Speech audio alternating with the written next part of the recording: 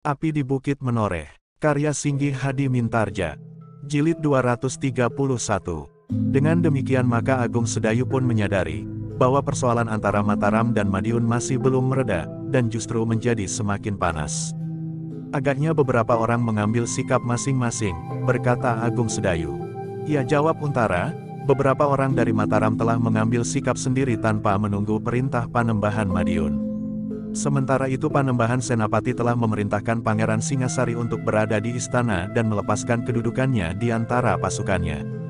Kenapa dengan Pangeran Singasari? Bukankah ia telah melakukan tugasnya dengan berhasil? Bertanya Agung Sedayu. Pangeran Singasari memang berhasil di Padepokan Nagaraga. Tetapi ternyata Pangeran Singasari telah mengambil langkah-langkah sendiri, sehingga Panembahan Senapati terpaksa menempatkan Pangeran Singasari di dekatnya, jawab Untara. Agung Sedayu mengangguk-angguk, tentu bukan hanya Pangeran Singasari. Tentu masih ada orang-orang Mataram yang didorong oleh kepemimpinan pribadi telah melakukan langkah-langkah yang justru bertentangan dengan usaha yang ditempuh oleh Panembahan Senapati. Mungkin Pangeran Singasari telah bertindak dengan landasan kepentingan Mataram meskipun langkahnya tidak sesuai dengan kebijaksanaan Panembahan Senapati, sementara orang lain benar-benar tidak ada hubungannya dengan kepentingan Mataram. Karena itu Agung Sedayu, berkata Untara selanjutnya, hati-hatilah di setiap langkahmu. Jika kau sembuh benar, maka kau pun harus melakukan setiap perintah dengan baik. Aku kira perintah Panembahan Senapati telah disampaikan pula ke Tanah Perdikan Menoreh. Tanah Perdikan Menoreh jangan mengambil kebijaksanaan sendiri menghadapi Madiun. Aku mengerti Kakang, jawab Agung Sedayu. Namun ia pun bertanya, bagaimana dengan Sangkal Putung? Sangkal Putung juga diperhitungkan oleh Mataram. Kekuatan kademangan Sangkal Putung diperkirakan sama dengan kekuatan prajurit segelar sepapan. Yang pantas diperhitungkan bukan saja para pengawalnya, tetapi hampir setiap laki-laki di Sangkal Putung, terutama anak-anak mudanya mempunyai kemampuan seorang prajurit. Namun seandainya perintah itu belum dianggap perlu disampaikan kepada Sangkal Putung oleh Panembahan Senapati, maka kau dapat mengatakannya meskipun bukan merupakan perintah resmi. Namun sikap itu perlu diketahui oleh Sangkal Putung. Bahkan pada saatnya Panembahan Senapati tentu akan memberikan pertanda kepadaku untuk menghimpun kekuatan dari lingkungan ini atas limpahan kuasanya, tanpa mencampuri pemerintahan di daerah masing-masing. Agung Sedayu mengangguk-angguk. Sementara itu Untara pun berkata selanjutnya, aku juga sedang memberikan pesan kepada setiap kademangan di sekitar Jati Anom, termasuk kademangan Jati Anom sendiri, agar mereka mempersiapkan diri menghadapi keadaan yang mungkin akan menjadi gawat. Setidak-tidaknya di setiap kademangan agar mempersiapkan sepasukan pengawal terpilih yang dapat bergerak setiap saat. Bukan saja di kademangannya sendiri, tetapi mampu bergerak keluar dari kademangannya. Aku juga sudah menganjurkan di setiap kademangan untuk menghitung jumlah kuda yang dapat dipergunakan untuk kepentingan gerak cepat para pengawal itu. Agung Sedayu masih mengangguk-angguk. Ia menyadari bahwa Mataram benar-benar telah mempersiapkan diri sebaik-baiknya menghadapi keadaan yang nampaknya justru semakin kalut. Sepeninggal Pangeran Benawa, maka rasa-rasanya jarak antara Mataram dan Madiun menjadi sangat jauh. Demikianlah, maka setelah dihidangkan minuman dan makanan, maka Agung Sedayu, Sekar Mirah dan Gelagah Putih telah mohon diri untuk pergi ke Sangkal Putung dan seterusnya kembali ke Tanah Perdikan. Kau juga harus berhati-hati Gelagah Putih, desis Untara. Ya, Kakang, jawab Gelagah Putih sambil mengangguk kecil. Nah, semoga Adi Sekar Mirah dapat memberikan peringatan kepada Gelagah Putih jika anak itu masih saja nakal, berkata Untara. Sekar Mirah tersenyum. Jawabnya, aku masih harus menarik telinganya setiap kali Gelagah Putih berendam di kali mencari ikan di Pliridan, Kakang. Untara pun tertawa, sementara istrinya berkata, jika nakal jangan diberi makan sehari. Ia akan menjadi jera. Sekar Mirah pun tertawa pula, sementara Agung Sedayu menjawab, jika ia tidak diberi makan di rumah ia akan pergi ke rumah Ki Gede untuk mencari makanan. Gelagah Putih hanya tersenyum-senyum saja. Namun sebenarnya ia berkeberatan jika ia masih saja diperlakukan seperti anak-anak. Agung Sedayu dan Sekar Mirah memang tidak memperlakukannya demikian. Tetapi Untara yang jarang-jarang bertemu agaknya masih saja mengenang Gelagah Putih di masa kanak-kanaknya. Sebagai kanak-kanak Gelagah Putih memang termasuk anak yang banyak berbuat dan selalu ingin tahu. Beberapa saat kemudian, maka Agung Sedayu, Sekar Mirah dan Gelagah Putih telah siap meninggalkan rumah Untara. Beberapa orang prajurit sempat mengamati kuda Gelagah Putih yang besar dan tegar. Gelagah Putih yang mengetahui kudanya menjadi perhatian, telah berdesis, peninggalan Raden Rangga. Para prajurit itu mengangguk-angguk. Memang Raden Rangga mempunyai kegemaran seperti ayahandanya, bermain-main dengan kuda. Ternyata bahwa Gelagah Putih termasuk seorang anak muda yang beruntung mendapat hadiah seekor kuda yang tegar. Beberapa saat kemudian, maka Agung Sedayu, Sekar Mirah dan Gelagah Putih telah meninggalkan Jati Anom. Mereka berkuda di cerahnya matahari yang mulai menggatalkan kulit. Randu alas yang dianggap menjadi sarang genderuwo bermata satu masih tetap berada di tempatnya. Sementara jalan pun telah menjadi semakin baik dan lebih terpelihara. Tidak lagi terdapat semak-semak liar di pinggir-pinggir jalan. Bahkan tanggul parit pun menjadi teratur rapi. Sedangkan airnya yang jernih mengalir tanpa henti di sepanjang musim. Kedatangan ketiga orang itu di Sangkal Putung disambut dengan gembira.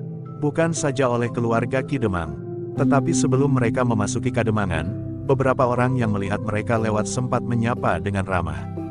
Seorang perempuan yang sudah separuh baya dengan ramah telah menyapa Sekar Mirah, "Mirah, kau sekarang bertambah cantik." "Ah Bibi," sahut Sekar Mirah sambil tersenyum, "aku telah bertambah tua." Tanpa maksud apa-apa perempuan itu tiba-tiba saja bertanya, "Kapan kau menyusul istri kakakmu, he?" Sekar Mirah mengerutkan keningnya, sementara itu perempuan itu meneruskan, "Sebentar lagi kakakmu akan memomong anak. Apakah kau juga?" Wajah Sekar Mirah tiba-tiba saja bagaikan lampu yang kehabisan minyak. Tetapi segera ia berusaha untuk menghapus kesan itu. Bahkan ia sempat tersenyum sambil berkata, "Doakan saja Bibi." "Ya, aku akan berdoa untukmu," sahut perempuan itu. Sekar Mirah pun kemudian telah melanjutkan perjalanan. Ia berusaha menghapuskan kesan itu dari dalam hatinya, karena ia tidak mau mempengaruhi perasaan Agung Sedayu. Sebagai istrinya Sekar Mirah pun mengerti, bahwa Agung Sedayu akan dapat merasa bersalah jika hal itu selalu dibicarakannya. Demikianlah, mereka pun kemudian telah berada di Kademangan Sangkal Putung. Keluarga Kademangan dengan akrab telah menyambut mereka. "Bagaimana keadaanmu?" bertanya Ki Demang kepada Agung Sedayu. Demikian Agung Sedayu naik ke pendapa. "Atas doa Ki Demang, keadaanku sudah menjadi baik," jawab Agung Sedayu. "Jadi kekuatanmu telah pulih kembali?" bertanya Ki Demang pula. "Ya Ki Demang." Agung Sedayu mengangguk kecil, "Agaknya memang demikian." Ki Demang mengangguk-angguk. Sementara itu Swandaru sempat pula bertanya kepada Gelagah Putih, "Bagaimana dengan lukamu?" "Sudah sembuh Kakang," jawab Gelagah Putih, "meskipun bekasnya masih sedikit basah. Tetapi sudah tidak berarti apa-apa lagi." "Bukankah kau masih mengobatinya terus?" bertanya Swandaru. "Ya Kakang, aku masih mengolesnya dengan obat yang diberikan oleh Kiai Gringsing. Sementara itu, aku masih juga harus menelan ramuan obat pula," jawab Gelagah Putih. "Syukurlah jika kalian benar-benar telah menjadi baik," desis Swandaru. Sementara itu Sekar Mirah tidak ikut naik ke pendapa bersama Agung Sedayu dan Gelagah Putih. Tetapi sebagaimana ia berada di rumahnya sendiri, maka Sekar Mirah pun telah langsung masuk ke dapur menemani Pandan Wangi dan pembantu-pembantu rumah itu menyediakan hidangan minuman dan makanan. Namun sambil bekerja Pandan Wangi dan Sekar Mirah ternyata ramai berbincang tentang bermacam-macam hal. Bahkan Pandan Wangi pun ingin tahu apa yang telah terjadi di satu malam, sehingga Agung Sedayu dan Gelagah Putih telah terluka. "Kau tentu sibuk juga malam itu, Mirah?" bertanya Pandan Wangi.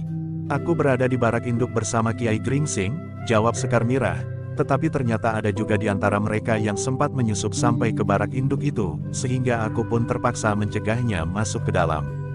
"Tongkatmulah tentu yang berbicara," gumam Pandan Wangi.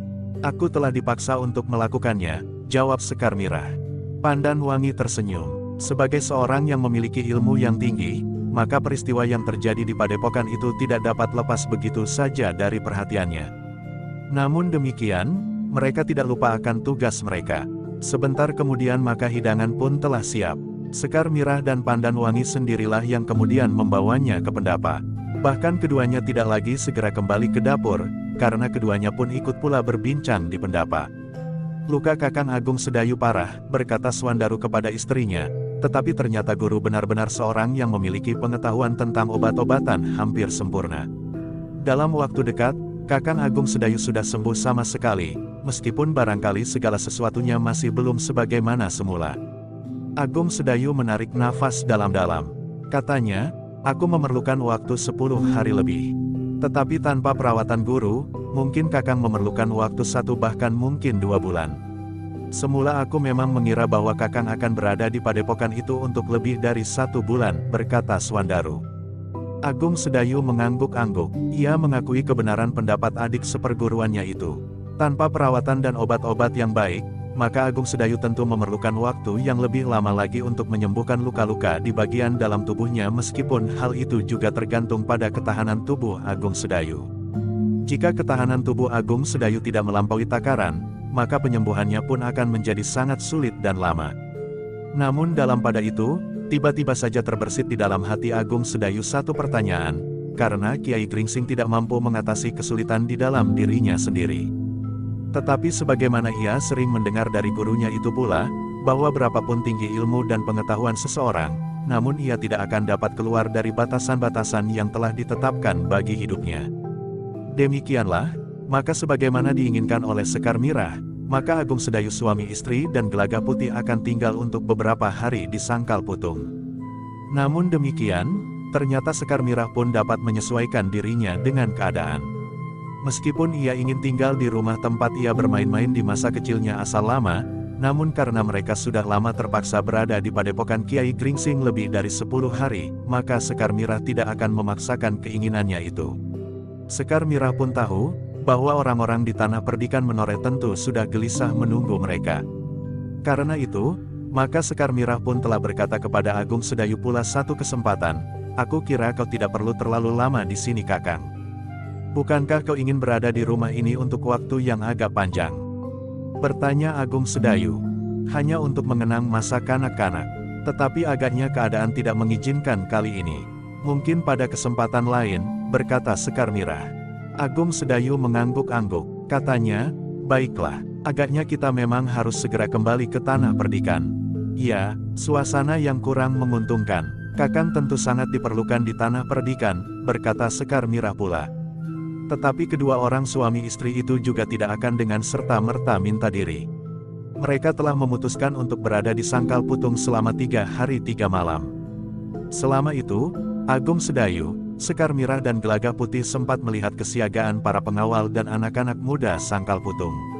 Swandaru memang telah membentuk kelompok khusus yang memiliki kemampuan bergerak dan berkemampuan lebih baik dari yang lain. Namun bukan berarti bahwa yang lain tidak mendapat perhatiannya. Di Sangkal Putung telah pula dipersiapkan beberapa ekor kuda yang dapat dipergunakan setiap saat untuk bergerak. Kau dapat mencoba mengeterapkannya di Tanah Perdikan Menoreh, Kakang, berkata Swandaru kepada Agung Sedayu. Agung Sedayu mengangguk-angguk sambil menjawab, "Ya, aku akan mencobanya." Gelagah Putihlah yang mengerutkan keningnya. Menurut penglihatannya, apa yang berlaku di Sangkal Putung itu telah berlaku di Tanah Perdikan Menoreh. Di Tanah Perdikan Menoreh telah pula terbentuk sekelompok khusus pengawal yang dianggap paling baik di setiap padukuhan. Ketika Gelagah Putih itu di luar sadarnya berpaling kepada Sekar Mirah, maka dilihat nyambok kayunya itu menarik nafas panjang. Dalam pada itu, sambil melihat-lihat perkembangan Sangkal Putung, Swandaru berkata, "Kami telah mengirimkan beberapa orang ke kademangan-kademangan tetangga untuk memenuhi permintaan mereka.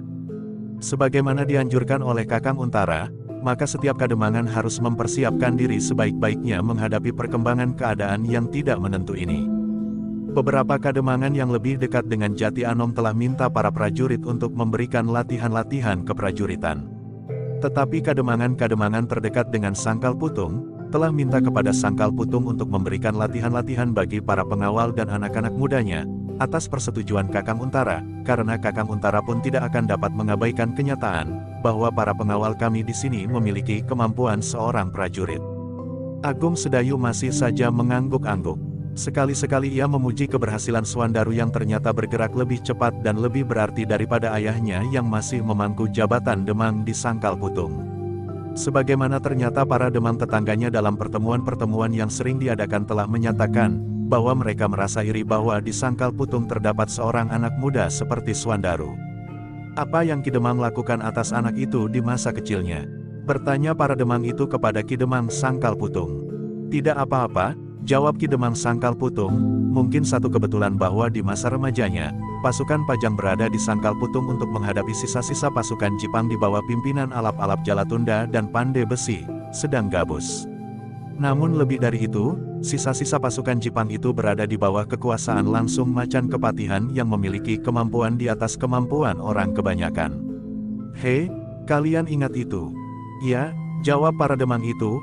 Agaknya Ki Demang Sangkal Putung mampu mengambil keuntungan kehadiran Senapati Untara di Sangkal Putung untuk menghadapi Tohpati pada waktu itu. Demikianlah untuk waktu-waktu yang sudah ditentukan, Agung Sedayu dan Sekar Mira benar-benar telah melihat seluruh isi kademangan Sangkal Putung. Sebagai anak Sangkal Putung, Sekar Mira ingin melihat kembali dan mengenang apa yang pernah terjadi lebih-lebih yang menyangkut dirinya di Sangkal Putung. Namun Sekar Mira pun ingin melihat pula apakah yang pernah dibanggakan oleh kakaknya. Namun pada hari yang terakhir, Agung Sedayu, Sekar Mirah dan Gelagah Putih berada di Sangkal Putung. Menjelang malam yang ketiga, mereka telah dikejutkan oleh kehadiran sekelompok prajurit Mataram yang dipimpin oleh perwira muda. Seorang perwira yang bernama Jaka Rampan. Seorang perwira muda yang memiliki nama yang dengan cepat menanjak di kalangan prajurit Mataram. Namun karena untuk waktu yang agak lama ia bertugas di Mataram, sebagaimana para perwira yang berada di bawah pimpinan Untara, maka Jaka Rampan belum mengenal secara pribadi para pemimpin di Sangkal Putung. Dengan hormat dan ramah Ki Demang telah menerima sekelompok pasukan Mataram itu di rumahnya. Dipersilahkannya beberapa orang perwira yang ada di dalam pasukan itu untuk naik ke pendapa, sementara para prajurit yang bersamanya dipersilahkan duduk-duduk di sepanjang serambi gandok. Setelah mempertanyakan nama dan kesatuan para prajurit Mataram itu, maka Ki Demang pun telah bertanya tentang keperluan perwira yang masih muda itu. "Aku mengemban perintah Panembahan Senapati," berkata perwira muda itu.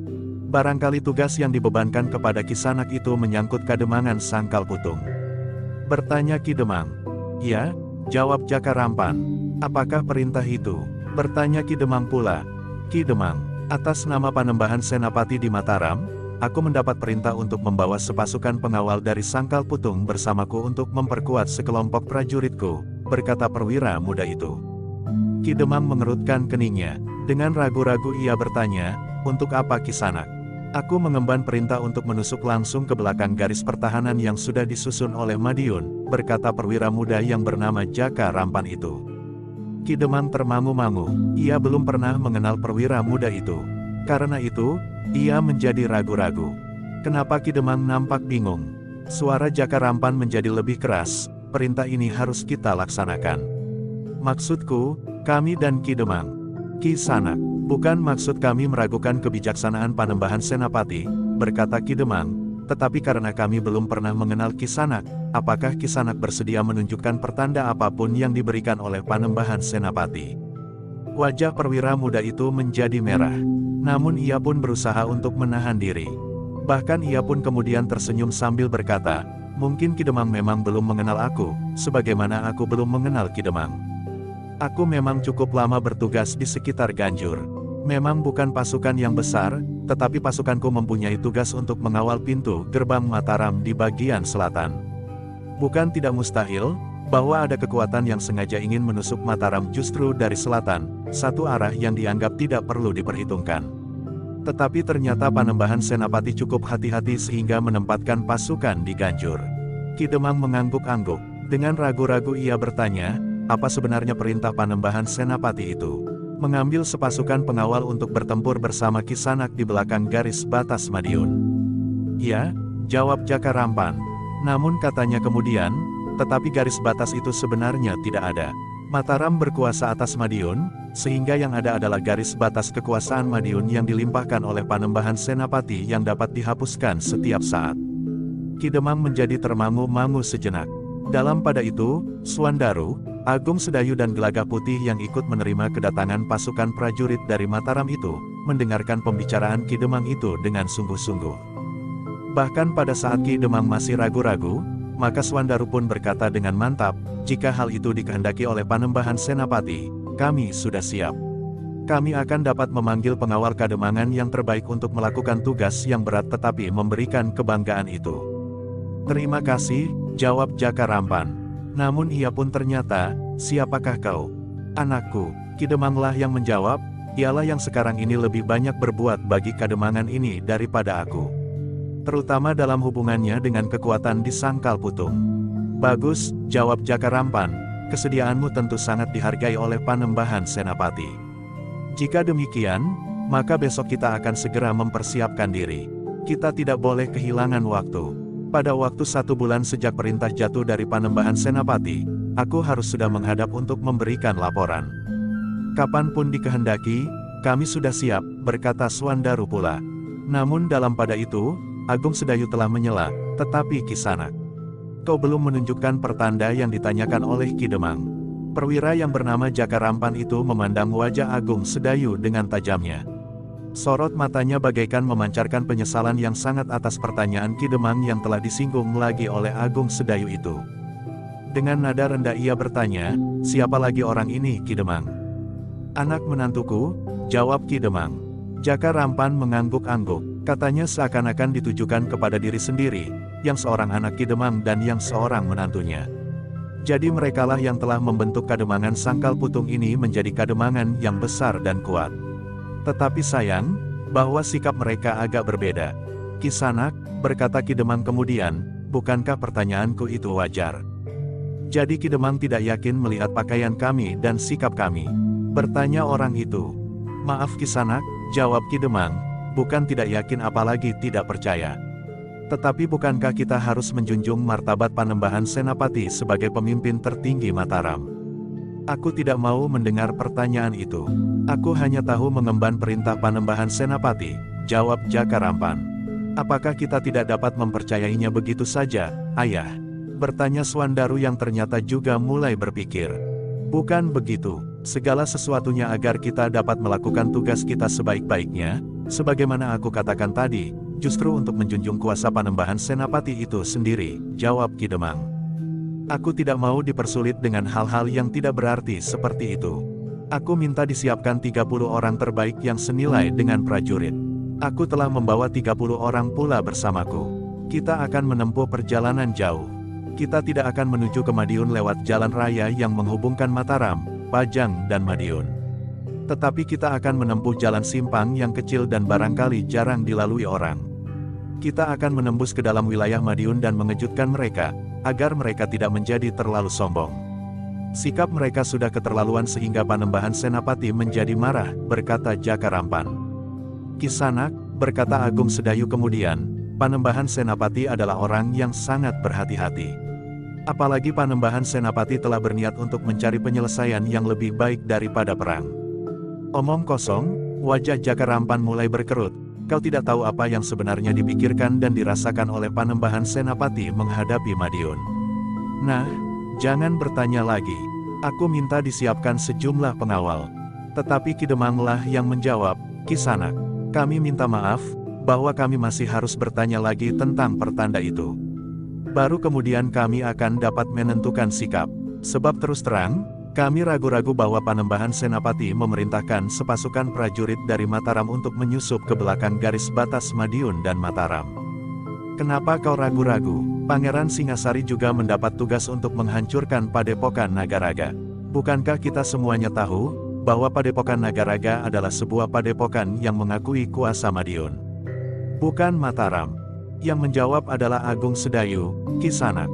Jika Panembahan Senapati memerintahkan untuk menghancurkan Nagaraga, sebab sudah terbukti, bahwa Nagaraga telah berani menyerang langsung pribadi Panembahan Senapati. Serangan secara pribadi itu telah memberikan alasan yang kuat bagi Panembahan Senapati untuk menghukum Padepokan Nagaraga. Dari mana kau tahu hal itu? Bertanya Jaka Rampan. Gelagah Putih ikut dalam tugas penumpasan Padepokan Nagaraga. Swandarulah yang menyahut. Siapa Gelagah Putih itu? Bertanya Jaka Rampan. Ia adalah kawan dekat Raden Rangga semasa hidupnya, jawab Swandaru. Yang memimpin pasukan ke Nagaraga adalah Pangeran Singasari, geram Jaka Rampan. Gelagah Putih memang berangkat lebih dahulu bersama Raden Rangga pada waktu itu, sahut Agung Sedayu. Siapakah yang mengatakan hal itu kepadamu? Bertanya Jaka Rampan. Gelagah Putih sendiri, jawab Agung Sedayu, ia ada di sini sekarang. Jaka Rampan langsung dapat menebak, yang manakah yang bernama Gelagah Putih. Ketika ia kemudian memandanginya, maka ia pun berdesis di dalam hatinya, anak yang masih sangat muda ini. Namun Jaka Rampan pun tahu pula, bahwa Raden Rangga juga masih sangat muda. Bahkan barangkali lebih muda dari Gelagah Putih itu. Untuk beberapa saat Jaka Rampan termangu-mangu. Agaknya di Sangkal Putung terdapat juga orang-orang yang sempat berpikir. Mereka tidak sekedar dengan kepala tunduk dan mata tertutup menjalankan perintah. Nah Kisanak, berkata Agung Sedayu kemudian, sebaiknya Kisanak tidak merasa bersalah, atau kurang berwibawa jika Kisanak menunjukkan pertanda perintah Panembahan Senapati itu. Karena kita pun tahu betapa besarnya kuasa Panembahan Senapati. Jaka Rampan menjadi semakin gelisah. Tetapi ia merasa paling tidak senang terhadap Agung Sedayu yang telah berani bersikap tegas itu. Namun Jaka Rampan pun merasa bahwa ia harus berhati-hati menghadapi para pemimpin di Kademangan Sangkal Putung itu. Meskipun demikian, ia masih juga berusaha untuk menekan Ki Demang. Katanya, Ki Demang, kaulah yang bertanggung jawab di sini. Keputusan itu harus kau pertanggungjawabkan kepada Panembahan Senapati. Jika aku gagal membawa orang-orangmu, maka kau akan dapat dianggap dengan sengaja menghambat tugas keprajuritan Mataram. Apalagi dalam keadaan gawat seperti sekarang ini. Ki Demang menarik nafas dalam-dalam. Namun kemudian katanya, Kisanak, sudah aku katakan, aku akan menjalankan segala perintahnya jika Kisanak sudi menunjukkan pertanda kuasa dari Panembahan Senapati. Cukup, bentak Jaka Rampan, aku adalah utusan yang membawa kuasa sepenuhnya dari Panembahan Senapati. Jika kau tidak mendengar perintahku, berarti kau tidak mendengarkan perintah Panembahan Senapati. Dan kau tahu, apa artinya itu? Jangan salah paham Kisanak, sahut Ki Demang. Tetapi sebelum ia meneruskan kata-katanya, Jaka Rampan telah memotongnya, aku tidak mau mendengar alasan apapun lagi. Jawab pertanyaanku, kau mau menjalankan perintah Panembahan Senapati atau tidak? Ki Demang tidak segera menjawab. Ketika ia memandang Agung Sedayu, maka Agung Sedayu pun berkata, tentu Kisanak. Ki Demang tentu akan menjalankan segala perintah Panembahan Senapati. Karena Panembahan Senapati itu memang junjungan kita semuanya. Jika demikian, sediakan 30 orang pengawal pilihan, yang akan pergi bersamaku besok pagi-pagi, berkata Jaka Rampan. Tetapi itu bukan perintah Panembahan Senapati. Atau katakan, belum meyakinkan bahwa perintah itu adalah perintah Panembahan Senapati. Sebagaimana yang akan kau lakukan itu sendiri, jawab Agung Sedayu. Lalu, ternyata bahwa orang-orang dari Madiun juga banyak yang telah melakukan tindakan di luar pengetahuan dan kendali Panembahan Madiun. Jika kau melakukannya juga, maka yang kau lakukan adalah sama seperti yang dilakukan oleh orang-orang Nagaraga. Bahkan yang kau lakukan justru lebih keras lagi. Apa artinya 60 orang bagi kekuatan Madiun? Aku tahu, bahwa dengan 60 orang kalian akan memotong ranting-ranting yang ada pada batang Kadipaten Madiun. Tetapi kau salah hitung. 60 orangmu itu akan menjadi daun-daun kering yang masuk ke dalam apinya kekuatan Madiun. Omong kosong kau pengecut, bentak Jaka Rampan, kau kira aku dengan ceroboh mengambil sikap seperti ini? Sudah cukup lama orang-orangku dalam tugas sandi menyelidiki kelemahan Madiun. Kelemahan-kelemahan itu kemudian aku sampaikan langsung kepada Panembahan Senapati yang kemudian memerintahkan aku membawa pasukan menuju ke belakang garis pertahanan Madiun serta mengambil 30 orang pengawal dari Kademangan ini. Kisanak, jawab Ki Demang, sudahlah. Jika Kisanak bersedia menunjukkan pertanda perintah Panembahan Senapati, semuanya akan dapat kau lakukan sebagaimana kau katakan. Persetan, geram Jaka Rampan, jika kau menolak, jangan menyesal. Kau tahu bahwa aku membawa pasukan. Kau tahu bahwa tugas setiap prajurit Mataram adalah menghancurkan pemberontakan. Maksud Kisanak, bertanya Ki Demang, Sangkal Putung telah memberontak terhadap Panembahan Senapati. Geram Jaka Rampan. Kau jangan asal saja bersikap Kisanak. Agung Sedayulah yang menyahut, sementara Swandaru memang menjadi bimbang. Ia kurang mengerti hubungan kuasa Panembahan Senapati dengan orang-orang yang mendapat perintahnya atau tidak.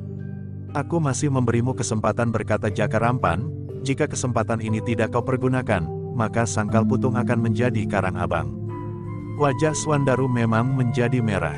Namun ternyata Agung Sedayu masih sempat berpikir dengan baik. Karena itu, maka ia pun berkata, baiklah. Tunggulah sampai lewat tengah malam.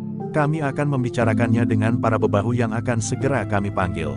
Dengan demikian maka keputusan yang kami ambil akan dipertanggungjawabkan oleh seluruh pemimpin Kademangan ini. Ki Demang memang menjadi agak bingung karena sikap Agung Sedayu yang tiba-tiba menjadi lunak itu. Tetapi ia tidak membantah. Mungkin Agung Sedayu sekedar mencari kesempatan untuk bersiap-siap menghadapi mereka atau perhitungan-perhitungan lain untuk mengatasi persoalan yang dihadapi oleh Sangkal Putung itu. Dalam pada itu, maka Agung Sedayu telah minta kepada Ki Demang untuk memerintahkan beberapa orang memberikan tempat kepada Jaka Rampan untuk beristirahat sambil menunggu keputusan orang-orang Sangkal Putung. Namun dalam pada itu, ketika Jaka Rampan itu telah berada di Gandok, maka ia pun telah memanggil beberapa orang pembantunya. Dengan singkat Jaka Rampan memberitahukan kemungkinan yang bakal terjadi. Aku masih harus menunggu. Mereka akan membicarakan dengan para bebahu, berkata Jaka Rampan. Lalu, namun yang agaknya paling cerdik adalah menantu Ki Demang itu. Jadi apa yang harus kita lakukan sekarang? Bertanya seorang perwira bawahannya.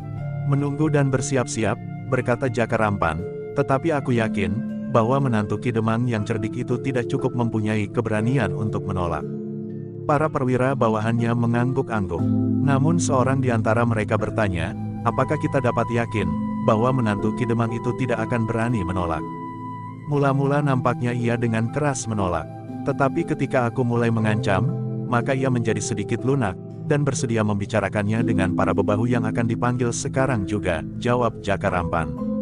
Sementara itu yang lain pun bertanya, jika mereka menolak, apakah kita akan benar-benar menghancurkan Kademangan itu? Jaka Rampan termangu-mangu, katanya, Kademangan ini adalah Kademangan yang kuat. Jika mereka menolak, maka kita akan meninggalkan Kademangan ini dan mengancam, bahwa kita akan kembali lagi. Kita akan membawa kekuatan yang lebih besar. Kita akan menangkap orang-orang yang bertanggung jawab atas penolakan itu. Dari mana kita akan mendapat kekuatan yang lebih besar itu? Bertanya salah seorang perwira yang lain. Aku kira pasukan Paman Gondang Banga sudah ada di Semangkak. Sebelum mereka berangkat ke Madiun dan menyusup sebagaimana kita lakukan sesuai dengan rencana, melalui jalan kaki masing-masing, maka biarlah kita menghukum orang-orang Sangkal Putung. Mereka akan berpikir berulang kali untuk benar-benar melawan prajurit Mataram dalam kesatuan yang utuh, jawab Jaka Rampan. Jika demikian, apakah tidak sebaiknya 1-2 orang di antara kita pergi ke Semangkak untuk meyakinkan apakah pasukan itu sudah ada di sana?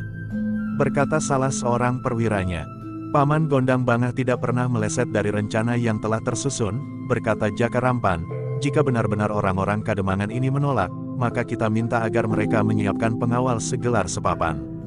Kita benar-benar akan datang dengan pasukan Paman Gondang Banga.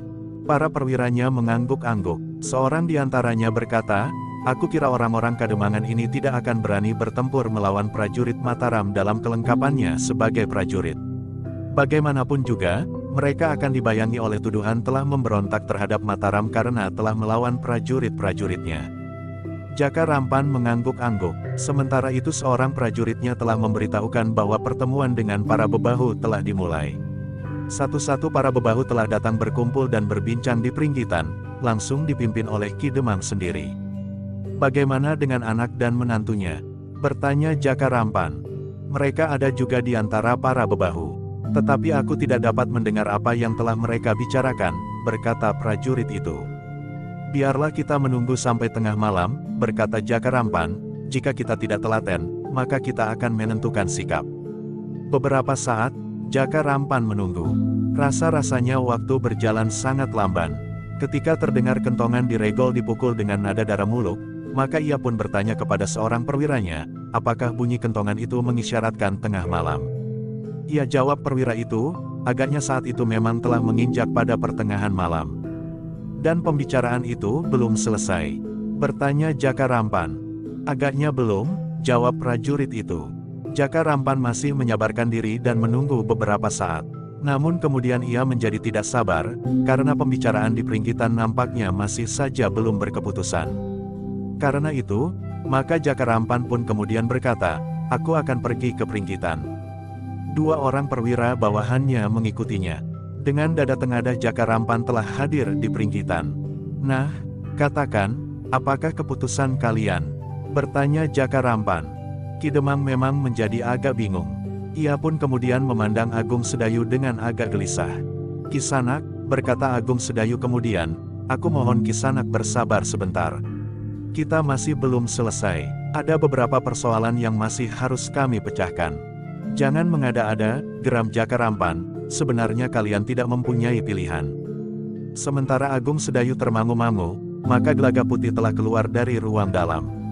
Ia pun kemudian duduk di belakang Agung Sedayu sambil menyeka peluhnya. Sudah, bisik Agung Sedayu. Ia jawab gelagah putih pendek. Agung Sedayu menarik nafas dalam-dalam. Ia pun kemudian berkata, "Baiklah Kisanak. Jika kau memaksa untuk menjawab, biarlah aku mewakili Ki Demang. Kami dengan terpaksa sekali tidak dapat memenuhi permintaan Kisanak, menyediakan 30 orang pengawal terpilih." Wajah Jaka Rampan menjadi merah. Katanya dengan nada berat, "Apakah sudah kalian pertimbangkan masak-masak sikap kalian?" "Sudah Kisanak," jawab Agung Sedayu. Tetapi Jaka Rampan berkata, "Aku ingin mendengar jawaban Ki Demang sendiri. Yang menjadi demang di sini bukan kau." Agung Sedayu mengangguk-angguk kecil. Ia pun kemudian berkata kepada Ki Demang, "Silahkan menjawab Ki Demang." Ki Demang termangu-mangu sejenak. Namun ia pun kemudian berkata, "Jawabku sama dengan jawaban menantuku." Telinga Jaka Rampan bagaikan tersentuh api. Jawaban itu sama sekali tidak dikehendakinya. Karena itu, maka ia pun membentak, "Jawab sesuai dengan pertanyaanku."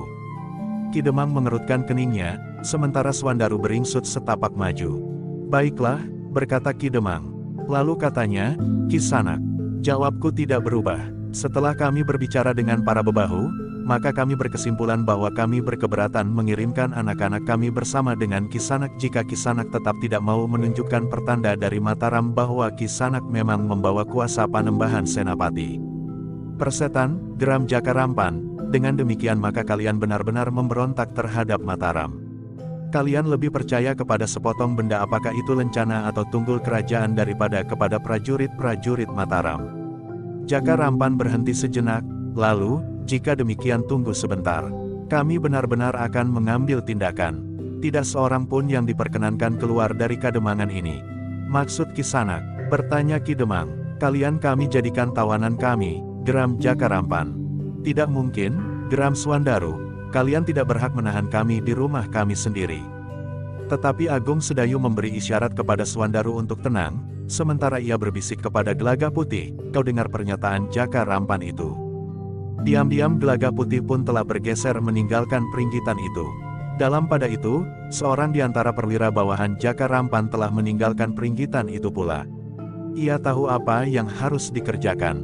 Sejenak kemudian, maka para prajurit Mataram itu pun telah menebar di halaman, sedangkan 2 orang di antara mereka dengan tergesa-gesa telah pergi ke Semangkak.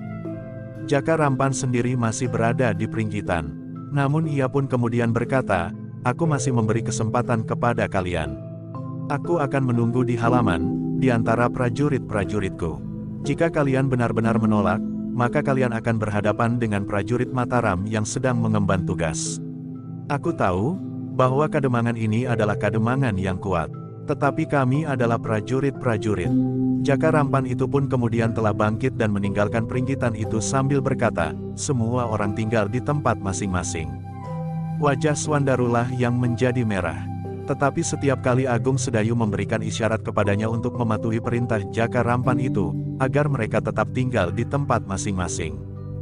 Dalam pada itu, dengan sigap para prajurit Mataram telah menempatkan diri dalam kelompok-kelompok kecil di tempat-tempat terpenting di halaman. Mereka mengawasi setiap perkembangan keadaan dan setiap gerak para pengawal yang menjadi agak kebingungan karena mereka tidak mendapat perintah apapun juga. Namun para pengawal yang terlatih itu pun segera bersiaga pula. Mereka tahu bahwa para pemimpin kademangan ada di peringgitan. Dalam keadaan yang gawat, maka mereka yakin, perintah itu akan diberikan dari peringgitan. Mungkin oleh Ki Demang sendiri, atau oleh Swandaru atau Agung Sedayu. Sementara para pengawal yang ada di gardu pun telah siap untuk membunyikan kentongan jika memang diperlukan. Namun para pengawal kademangan Sangkal Putung memang sama sekali tidak bermimpi untuk bertempur melawan prajurit Mataram. Selama ini justru mereka berusaha untuk mengabdikan diri mereka kepada Mataram. Ketika Jaka Rampan dan para perwira prajurit Mataram telah turun dari peringgitan dan mengatur prajurit mereka, Agung Sedayu pun berkata, "Kita akan menunggu perkembangan keadaan." "Aku tidak telaten," geram Swandaru. "Kita tidak dapat dengan serta-merta bertempur melawan prajurit Mataram dalam pakaian dan kelengkapan keprajuritan mereka. Apalagi kita tahu benar, bahwa Jaka Rampan memang seorang perwira yang namanya mulai menanjak. Namun kita pun tidak bersalah karena Jaka Rampan tidak mau dan bahkan mungkin memang tidak memiliki pertanda kuasa Panembahan Senapati. Mungkin Jaka Rampan telah kejangkitan nafsu yang membuatnya untuk mengambil keuntungan dari rencananya sendiri menyusup ke Madiun, berkata Agung Sedayu. Dalam pada itu, ternyata beberapa saat kemudian, sepasukan prajurit Mataram yang lain, yang dipimpin oleh seorang senapati yang bernama Gondang Bangah telah memasuki halaman Kademangan. Sebagaimana pasukan Jaka Rampan, maka pasukan ini pun memakai kelengkapan pertanda prajurit Mataram, sehingga dengan demikian, maka dua pasukan Mataram yang dipimpin oleh Jaka Rampan dan Gondang Bangah telah berada di halaman Kademangan dan menebar sampai ke halaman samping. Jaka Rampan yang menyambut kedatangan Gondang Bangah berkata sambil tersenyum, "Kita menghadapi sikap para pemimpin Sangkal Putung yang sombong." Gondang Bangah tertawa, ia pun kemudian bersama Jaka Rampan telah melangkah ke Pringgitan. Namun tanpa naik ke Pringgitan itu Gondang Bangah berteriak, "Apakah kalian menolak perintah Adi Jaka Rampan?" Yang menjawab adalah Agung Sedayu sambil duduk, "Kami hanya ingin melihat pertanda perintah Panembahan Senapati. Apakah kau membawa Kisanak? Dan barangkali Kisanak merasa perlu untuk memperkenalkan diri kepada kami." Gondang Bangah mengerutkan keningnya. Dengan nada tinggi ia bertanya, "Siapakah kau? Apakah kau Demang di sini?" "Menantu Ki Demang," sahut Jaka Rampan, "ia adalah orang yang terlalu banyak berbicara di sini. Melampaui Ki Demang sendiri. Bahkan anak laki-laki Ki Demang semula untuk setuju untuk mengumpulkan 30 orang pengawal yang akan bersama-sama dengan pasukanku melakukan tugas yang berat di belakang garis pertahanan Madiun. Tetapi menantu Ki Demang itu telah mencairkan kembali kesediaan itu karena ia terlalu banyak berbicara. Nah, jika demikian, atas nama Adi Jaka Rampan sekali lagi aku bertanya, apakah kalian bersedia membantu pasukan Mataram atau tidak?" "Aku tidak mau mendengar jawaban siapapun selain Ki Demang," berkata Gondang Bangah. Ki Demang memandang Agung Sedayu dan Swandaru berganti-ganti. Namun ia pun kemudian menjawab, "Maaf Kisanak. Dengan cara seperti ini kami tidak dapat membantu kalian. Sekali lagi aku jelaskan, bahwa Sangkal Putung akan tetap setia kepada Mataram sepanjang kami yakin bahwa kami benar-benar berhadapan dengan limpahan kuasa Panembahan Senapati dengan pertanda yang sah. Baik, kami tidak akan memberi kesempatan lagi. Karena itu, maka Ki Demang, anak dan menantunya akan menjadi tawanan kami. Kalian bertiga akan kami bawa menghadap Panembahan Senapati untuk diadili," berkata Gondang Bangah. "Persoalannya sama saja Kisanak," berkata Ki Demang, "apakah kalian berhak menangkap kami dan membawa kami menghadap Panembahan Senapati? Aku tidak yakin, bahwa Kisanak benar-benar akan membawa kami menghadap Panembahan Senapati. Kisanak dapat memperlakukan kami di luar batas pageran dan untuk selama-lamanya kami tidak akan sampai ke hadapan Panembahan Senapati tetapi juga tidak kembali ke Sangkal Putung. Ki Demang sudah berani memfitnah kami," bentak Gondang Bangah. "Aku menjadi tidak telaten, Kakang Gondang," berkata Jaka Rampan. Lalu katanya kepada Ki Demang, "Ki Demang, apakah kita benar-benar harus beradu kekuatan? Apakah Kademangan Sangkal Putung benar-benar ingin bertempur melawan pasukan Mataram? Yang ada di sini sekarang, bukan hanya pasukanku, tetapi juga pasukan Kakang Gondang Bangah. Nah, perhatikan keadaan ini." Ki Demang memang menjadi bingung. Tetapi Agung Sedayu telah memotong, setuju atau tidak disetujui oleh Gondang Bangah, katanya, "Kami tidak dapat tunduk kepada perintah siapapun yang tidak jelas bagi kami." "Bagus," teriak Gondang Bangah yang agaknya mempunyai darah yang lebih mudah mendidih daripada Jaka Rampan, "kita akan bertempur." Halaman rumah Ki Demang itu menjadi tegang. Para prajurit Mataram di bawah pimpinan Jaka Rampan dan Gondang Bangah itu pun telah bersiap. Mereka telah berada di tempat-tempat yang mapan, yang dengan mudah dapat menyergap para pemimpin Kademangan yang berada di Pringgitan. Sementara itu, para pengawal pun telah bersiap pula. Tetapi jumlah mereka sama sekali tidak memadai. Para pengawal tidak bersiap untuk membenturkan kekuatan melawan para prajurit Mataram. Mereka pun tidak tahu apakah mereka harus melawan dan melindungi Kademangan itu seandainya para prajurit Mataram benar-benar akan menangkap Ki Demang. Tetapi para pengawal melihat di Pringgitan itu ada Ki Demang, Ki Jagabaya, Agung Sedayu dan Swandaru. Sementara itu mereka pun tahu, bahwa di dalam rumah itu masih ada Gelagah Putih, Sekar Mirah dan barangkali juga Pandan Wangi meskipun keadaannya sedang tidak menguntungkan. Dalam puncak ketegangan itu terdengar suara Gondang Bangah, "Aku akan menghitung sampai 3. Jika kalian tidak berubah sikap, maka aku akan menjatuhkan perintah untuk menangkap kalian dengan kekerasan. Jika pengawal-pengawal Kademangan ini berusaha melindungi kalian, atau ada di antara kalian yang melawan, maka kami benar-benar akan bertindak sesuai dengan tugas kami sebagai prajurit. Suasana menjadi semakin tegang, ketika Gondang Bangah itu mulai menghitung 1, sementara para prajurit Mataram pun mulai bergerak. Kemudian, 2, dan yang mengejutkan itu terjadilah. Selagi para prajurit di bawah pimpinan Jaka Rampan dan Gondang Bangah mulai melangkah mendekati Pendapa dan Pringgitan, sementara para pemimpin Kademangan Sangkal Putung itu masih saja duduk, betapapun ketegangan mencekam jantung, terdengarlah suara di seketeng mendahului mulut Gondang Bangah. Jangan ucapkan bilangan berikutnya. Semua orang telah berpaling ke arah suara itu. Seseorang melangkah dalam kegelapan keluar dari seketeng di bawah cahaya lampu yang suram. Namun semua orang segera mengenalnya, bahwa orang itu pun mengenakan pakaian seorang prajurit Mataram dengan pertanda seorang senapati. Sebelum orang-orang itu sempat mengenali wajahnya, maka beberapa orang perwira yang lain telah muncul pula diikuti oleh 2 orang yang membawa tunggul pertanda kesatuan serta kelebat kebesaran. Gondang Bangah dan Jaka Rampan bagaikan membeku melihat para perwira itu. Sementara dari seketeng itu pula serta seketeng di sisi yang sebelah, telah muncul pasukan yang berkelengkapan lengkap sebagai prajurit Mataram pula. Mereka pun menebar justru di luar tebaran para prajurit Mataram yang telah hadir lebih dahulu. Bahkan kemudian di regol halaman itu pun telah muncul pula sekelompok prajurit Mataram yang lain. Dalam ketegangan itu, maka seorang perwira dalam kedudukan sebagai senapati besar prajurit Mataram telah naik ke Pendapa. Orang itu adalah Untara, sedangkan para bebahu Kademangan itu bersama Agung Sedayu dan Swandaru pun telah berdiri pula. Atas nama kuasa Panembahan Senapati, aku perintahkan Jaka Rampan dan Gondang Bangah mengumpulkan prajurit-prajuritnya. Terdengar suara Untara berat membelah keheningan yang mencekam. Sejenak Jaka Rampan dan Gondang Bangah berdiri bagaikan membeku. Mereka sama sekali tidak mengira, bahwa di Kademangan Sangkal Putung itu telah hadir pula Senapati besar Untara dengan pasukannya. Demikian cepatnya Senapati itu mendengar apa yang terjadi di Sangkal Putung. Selagi Jaka Rampan dan Gondang Bangah termangu-mangu, maka Gelagah Putih telah menyusupi lewat pintu Pringgitan dan berdiri di belakang Agung Sedayu.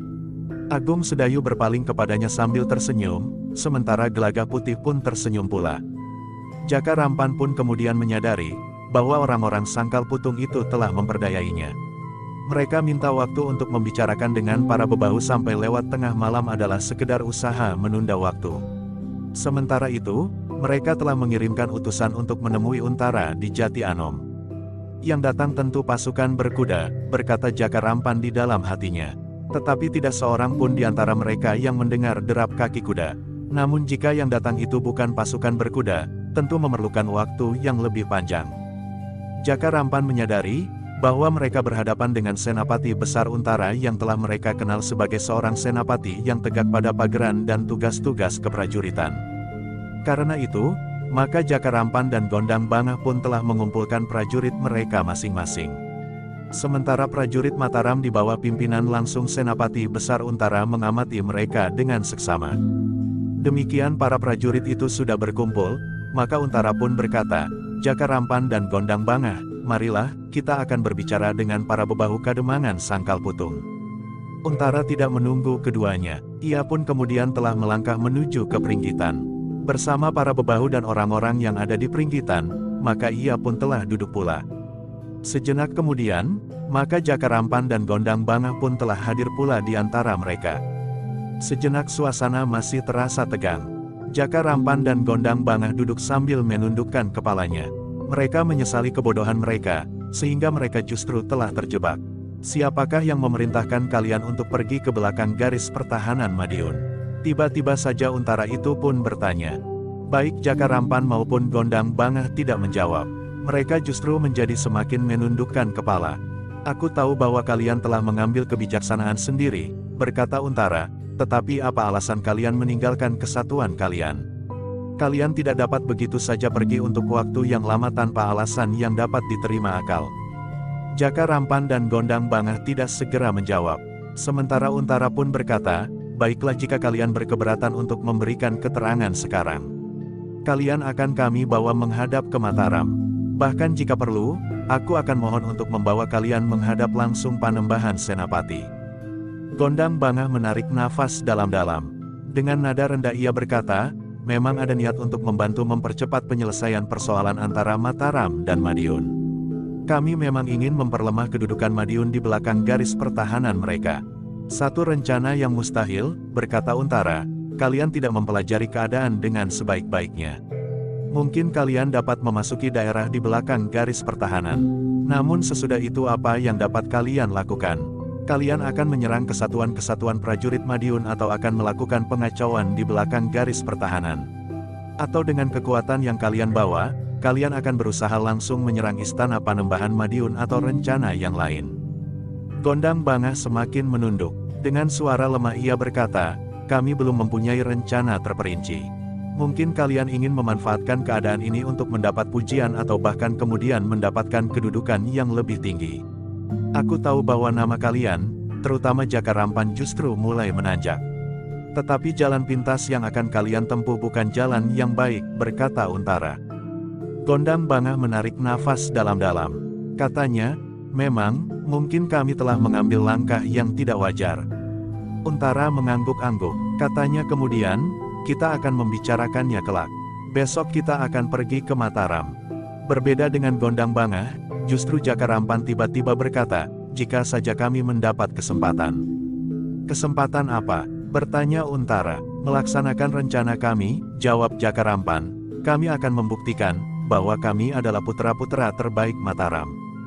Kau yakin bahwa kau dapat berbuat sesuatu di belakang garis pertahanan Madiun? Bertanya Untara. Jaka Rampan termangu-mangu sejenak. Namun ia tidak menunduk lagi.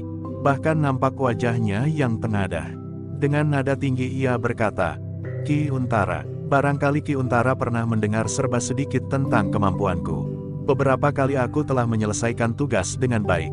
Kelompok demi kelompok kejahatan di sekitar Ganjur, Panggang sampai ke pesisir telah kami bersihkan. Sudah aku katakan, bahwa aku mengerti. Namamu mulai menanjak sehingga dalam waktu singkat kau telah menduduki jabatanmu yang sekarang. Berkata Untara, lalu, tetapi justru karena itu kau mempunyai penilaian yang salah terhadap dirimu sendiri. Kau baru dapat menumpas kejahatan-kejahatan kecil di lingkungan tugasmu sampai ke pesisir, kau sudah merasa memiliki kelebihan yang jarang ada bandingnya. Tetapi sebenarnya lah bahwa ilmumu itu bukan apa-apa bagi Sangkal Putung. Sebenarnya tanpa aku dan pasukanku, Sangkal Putung akan dapat menahan pasukanmu dan pasukan Gondang Bangah. Tetapi karena kalian memakai kelengkapan prajurit Mataram yang utuh, maka Sangkal Putung menjadi ragu-ragu. Memang tidak bijaksana bagi Sangkal Putung untuk bertempur langsung melawan prajurit Mataram meskipun mereka tahu, bahwa kalian justru telah melanggar pageran prajurit Mataram. Karena itulah maka aku hadir di sini. Jaka Rampan mengerutkan keningnya, ditatapnya wajah Untara sekilas. Namun ketika Untara kemudian menatap matanya, maka Jaka Rampan segera melemparkan pandangannya. Namun ia masih juga berkata, Ki Untara, kami memang tidak dapat berbuat apa-apa di hadapan Ki Untara dengan pasukan Mataram. Apalagi Ki Untara telah langsung menemukan kami di saat kami mengayunkan langkah yang bertentangan dengan pageran seorang prajurit. Tetapi yang Ki Untara katakan, bahwa Sangkal Putung mempunyai kemampuan lebih besar dari kemampuan kami, itulah yang agak janggal di telinga kami. Jadi kau tidak percaya? Bertanya Ki Untara. Mungkin yang Ki Untara maksudkan, Sangkal Putung mempunyai jumlah pengawal yang jauh lebih banyak dari jumlah prajurit yang aku bawa sehingga akan dapat mengalahkan prajurit Mataram seandainya benar-benar terjadi pertempuran, berkata Jaka Rampan. Salah satu pengertiannya memang demikian. Tetapi pengertian yang lain adalah, bahwa kau, pemimpin dari pasukan Mataram yang akan menyusup ke belakang gardu pertahanan Madiun, tidak akan dapat melampaui kemampuan para pemimpin di Sangkal Putung. Omong kosong, di luar sadarnya Jaka Rampan menyahut. Wajah Untara menjadi merah. Dengan nada keras ia berkata, dengan siapa kau berbicara? Jaka Rampan menundukkan kepalanya. Jawabnya, dengan Senapati Besar Mataram di Jati Anom. Nah, jika demikian maka kau tidak pantas menuduhku omong kosong, berkata Untara. Meskipun demikian, jika kau ingin membuktikan, aku kira para pemimpin di Sangkal Putung tidak akan ingkar. Apalagi para pemimpin mudanya. Di sini ada anak dan menantu Ki Demang. Salah seorang dari mereka dapat membuktikan, bahwa kau bukan putra terbaik dari Mataram. Terasa dada Jaka Rampan bagaikan meledak. Sebagai seorang perwira muda yang namanya sedang menanjak, maka pernyataan Untara itu serasa telah menghinanya. Apalagi ketika kemudian Untara berkata, nah, terserah kepadamu Jaka Rampan. Jaka Rampan memandang Untara sekilas. Kemudian katanya, jika Senapati menginginkan, aku bersedia membuktikan. Tetapi sudah tentu jangan dijadikan alasan untuk memperberat kesalahan seakan-akan aku menentang keputusan Senapati di sini. Bagus, berkata Untara, aku tidak akan menyebutnya demikian. Tetapi hal ini akan aku tawarkan kepada para pemimpin muda di Sangkal Putung. Agung Sedayu menarik nafas dalam-dalam. Namun ternyata Swandarulah yang berkata lantang, Kakang Untara. Kakang Agung Sedayu masih belum sembuh benar. Jika memang kesempatan itu diberikan kepada para pemimpin muda di Sangkal Putung, biarlah aku yang membuktikannya, bahwa di Sangkal Putung terdapat orang-orang yang mampu mengimbangi kemampuan perwira prajurit Mataram. Untara mengerutkan keningnya, namun kemudian katanya, biarlah kita melihat. Jika Jaka Rampan tidak percaya, kita akan membuktikannya. Bukan maksudku memperkecil harga diri seorang perwira prajurit Mataram. Namun agar para prajurit pun menyadari, bahwa para pengawal di Kademangan ini merupakan bagian dari kekuatan Mataram itu. Aku juga seorang prajurit, tetapi justru karena tugasku, maka aku mengerti nilai dari pengabdian orang-orang Sangkal Putung dan Kademangan-Kademangan lain, bahkan seluruh telatak Mataram, sebagaimana mereka pun mengerti arti seorang prajurit bagi mereka, tidak hanya di medan perang. Untara menarik nafas dalam-dalam, lalu katanya, sementara yang kau lakukan adalah justru menodai citra prajurit Mataram itu sendiri. Jaka Rampan termangu-mangu sejenak, namun ia pun kemudian berkata, aku tidak ingkar Ki Untara, tetapi secara pribadi aku ingin membuktikan, bahwa aku adalah putra Mataram terbaik yang akan dapat menyelesaikan tugas yang dibebankan di pundakku, atau yang telah aku angkat sendiri bagi kepentingan Mataram. Baiklah, berkata Untara, kita akan melihat dengan jujur apakah benar Jaka Rampan memiliki sebutan putra terbaik dari Mataram. Jaka Rampan memandang Swandaru dengan sorot mata yang menyala. Anak muda itu nampaknya tidak begitu menghiraukannya dengan sebutan putra Mataram terbaik. Bahkan anak muda yang semula telah menyetujui menyerahkan pengawal Sangkal Putung sebagaimana dimintanya itu, telah melangkah turun ke halaman sambil berkata, marilah. Kita akan bermain-main di halaman. Untaralah yang kemudian mengatur segala sesuatunya. Beberapa orang prajurit Mataram yang dibawanya berdiri memagari sebuah lingkaran. Untara dan Gondang Banga akan menjadi saksi dari perkelahian itu. Namun selain mereka, Untara juga menunjuk Agung Sedayu dan Gelagah Putih untuk mengawasinya. Sejenak kemudian, maka arena pun telah siap. Kedua belah pihak telah melepaskan senjata mereka. Jaka Rampan telah meletakkan pedangnya, sementara Swandaru telah meletakkan pula cambuknya. Ki Demang yang berdiri di luar arena bersama Ki Jagabaya menjadi berdebar-debar. Ia sadar, bahwa orang yang menyebut dirinya Jaka Rampan dan yang sudah berani mengambil sikap sendiri, menerobos garis pertahanan Madiun, tentu seorang yang yakin akan kemampuannya sendiri. Demikian setelah segala sesuatunya siap, maka Untara pun berkata, yang akan berhadapan di arena adalah Jaka Rampan pribadi dan Swandaru pribadi pula. Keduanya sekedar ingin membuat takaran tentang ilmu kanuragan. Karena itu, keduanya harus jujur terhadap diri sendiri. Kalah dan menang bukan persoalan. Jaka Rampan dan Swandaru mengangguk. Sementara itu Untara pun bertanya, apakah kalian sudah siap? Ya, sahut Jaka Rampan dengan serta-merta. Sedangkan Swandaru menjawab kemudian, ya, aku sudah siap. Untara berdiri di antara kedua orang itu untuk beberapa saat. Kemudian ia pun memberi isyarat kepada Gondang Bangah dan Agung Sedayu, bahwa perkelahian itu akan segera dimulai. Sesaat kemudian, maka Untara pun bergeser menepi. Dengan demikian maka perkelahian antara Jaka Rampan, seorang perwira muda prajurit Mataram yang namanya sedang menanjak naik, melawan Swandaru, anak Ki Demang Sangkal Putung, murid Kiai Gringsing yang tinggal di padepokan kecil di Jati Anom. Demikian perkelahian itu dimulai, maka nampak kegembiraan di wajah Jaka Rampan. Ia merasa mendapat penyaluran dari kekecewaannya, bahwa ia telah gagal untuk mendapatkan pujian atas langkah-langkah yang akan diambilnya, di samping untuk kepentingan pribadinya. Tetapi Swandaru menjadi gembira pula. Ia akan menunjukkan kepada Untara, kepada Agung Sedayu dan kepada banyak orang bahwa ia telah memiliki ilmu yang tinggi. Terutama ia ingin menunjukkan kepada saudara tua seperguruannya, betapa ia akan dapat membanggakan diri akan kemampuannya. Agaknya orang-orang Mataram hanya mengenal Kakang Agung Sedayu. Kini mereka akan melihat, bahwa adik seperguruannya justru memiliki kelebihan daripadanya, berkata Swandaru di dalam hatinya. Jaka Rampan yang telah bersiap itu pun mulai bergeser mendekati Swandaru. Sementara Swandaru pun telah bersiap pula untuk menghadapinya. Namun tiba-tiba saja Jaka Rampan masih bertanya, "Kenapa kau begitu cepat berubah sikap tentang permintaanku untuk menyiapkan pengawal dari Sangkal Putung ini? Agaknya aku termasuk orang yang terlalu jujur menanggapi keadaan. Aku sama sekali tidak berprasangka buruk terhadapmu. Tetapi ternyata dugaanku itu salah. Dan aku mengakui kesalahan itu, sehingga aku harus berubah sikap," jawab Swandaru. Jaka Rampan mengangguk-angguk, ternyata Swandaru itu cukup cepat pula menanggapi keadaan. Namun Jaka Rampan tidak mengira kalau Swandaru itu justru bertanya, "Apakah kau sudah siap? Atau masih ada lagi yang ingin kau tanyakan kepadaku selagi kau masih sempat?" "Persetan," geram Jaka Rampan. Namun tiba-tiba saja Jaka Rampan itu sudah melenting menyerang. Swandaru yang sudah siap itu pun segera bergeser. Tetapi dengan tiba-tiba pula ia telah menyerang kembali dengan dahsyatnya. Satu loncatan panjang dengan kaki terayun menyamping. Ketika Jaka Rampan menghindari serangan itu dengan cepat pula, maka Swandaru pun telah menyerangnya pula. Dengan memutar tubuhnya, maka kakinya pun telah terayun mendatar. Tetapi Jaka Rampan tidak menghindari serangan itu. Ia terlalu percaya akan kekuatannya. Karena itu, maka Jaka Rampan itu tidak berusaha menghindari serangan itu. Dengan kedua tangannya Jaka Rampan telah membentur putaran kaki Swandaru itu. Maka terjadilah satu benturan yang keras. Swandaru yang telah mempergunakan sebagian dari kekuatannya itu memang terkejut. Kakinya terasa bagaikan membentur dinding baja sehingga seakan-akan telah memental kembali.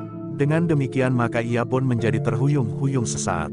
Namun dengan tangkasnya ia justru telah meloncat mengambil jarak dari lawannya. Ketika kedua kakinya menyentuh tanah, maka ia pun telah tegak berdiri dan siap menghadapi segala kemungkinan. Tetapi ternyata bahwa lawannya tidak memburunya. Benturan yang terjadi agaknya terlalu keras baginya, sehingga Jaka Rampan telah terdorong beberapa langkah surut. Ia sama sekali tidak menyangka, bahwa anak padukuhan Sangkal Putung itu memiliki kekuatan sedemikian besarnya. Bagaimanapun juga Untara menjadi berdebar-debar melihat benturan itu. Ia sudah mempercayakan kepada Swandaru untuk membuktikan bahwa Jaka Rampan telah menilai kekuatan di Sangkal Putung. Jika Swandaru tidak berhasil membuktikannya, maka Jaka Rampan akan menjadi semakin sombong akan kelebihannya. Meskipun ia akan tunduk kepada Untara untuk dibawa ke Mataram, karena kesalahannya telah bertindak sendiri, namun ia masih akan dapat menengadahkan wajahnya dan berkata bahwa dirinya adalah putra terbaik Mataram. Bahkan tidak mustahil bahwa Jaka Rampan itu menganggap bahwa secara pribadi ia tentu akan dapat melampaui kemampuan Untara. Hanya karena kedudukan Untara sajalah maka Jaka Rampan tunduk kepadanya. Dalam pada itu, maka Jaka Rampan dan Swandaru telah bersiap pula. Sejenak kemudian, pertempuran di arena itu pun telah mulai lagi. Justru semakin lama menjadi semakin cepat. Jaka Rampan yang merasa dirinya seorang perwira yang baru tumbuh dan dengan cepat memangku jabatan yang baik dalam susunan keprajuritan di Mataram, berusaha untuk menunjukkan kelebihannya itu. Ia berusaha dengan cepat untuk mengalahkan Swandaru. Ia ingin segera berdiri di sisi tubuh yang terbaring pingsan di arena sambil menghadap kepada Untara dan berkata, "Apakah ada orang lain yang lebih baik?" Tetapi ternyata bahwa tidak semudah itu untuk menundukkan Swandaru. Swandaru, saudara seperguruan Agung Sedayu yang perhatiannya lebih banyak tertuju kepada kekuatan jasmaniah serta dukungan tenaga cadangannya itu, ternyata memang memiliki kekuatan yang mendebarkan. Keterampilan gerak yang tinggi dan langkah-langkah yang kadang-kadang sulit untuk diperhitungkan. Meskipun setiap geraknya nampak mantap dan berat, tetapi kakinya yang kuat mampu melontarkan tubuhnya dengan cepat dan tangkas ke segala arah yang dikehendaki. Setelah bertempur beberapa saat, maka Jaka Rampan mulai melihat satu kenyataan tentang kademangan Sangkal Putung. Anak laki-laki Kidemang yang agak gemuk itu, benar-benar memerlukan segenap kesungguhannya, meskipun ia seorang prajurit Mataram yang terbaik. Agung Sedayu mengikuti setiap gerak dan langkah dari kedua orang yang bertempur itu dengan seksama. Karena Swandaru adalah saudara seperguruannya, maka ia pun mengenal setiap tata geraknya dengan baik. Namun sekali-sekali Agung Sedayu pun mengangguk-angguk melihat kemampuan Swandaru mengembangkan unsur-unsur gerak dari ilmunya, sehingga dengan demikian, maka ilmu itu pula Swandaru menjadi seakan-akan memiliki unsur gerak yang berlipat. Dalam pada itu, maka ternyata bahwa Sekar Mirah dan Pandan Wangi pun telah hadir pula di halaman. Meskipun mereka tidak terlalu dekat, tetapi mereka dapat melihat dengan jelas apa yang terjadi di arena. Demikianlah, maka ketegangan telah mencengkam halaman rumah Ki Demang Sangkal Putung. Para prajurit Mataram yang datang bersama Jaka Rampan dan Gondang Bangah melihat pertempuran itu dengan heran. Mereka menganggap bahwa Jaka Rampan adalah seorang perwira muda yang jarang ada duanya.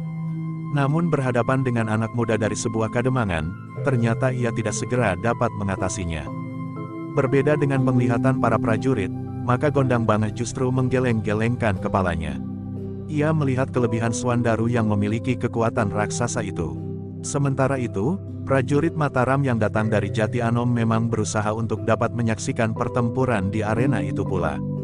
Namun sebagian dari mereka harus mengamati keadaan halaman itu seluruhnya. Bahkan juga mengawasi prajurit yang datang bersama Jaka Rampan dan Gondang Bangah. Tetapi menurut pengamatan para prajurit dari Jati Anom itu bahwa para prajurit yang datang dengan Jaka Rampan dan Gondang Bangah ternyata telah terpukau oleh pertempuran di arena antara pemimpinnya yang mereka anggap melampaui kemampuan orang-orang berilmu melawan anak muda Sangkal Putung. Namun ternyata murid Kiai Gringsing itu benar-benar tidak mengecewakan.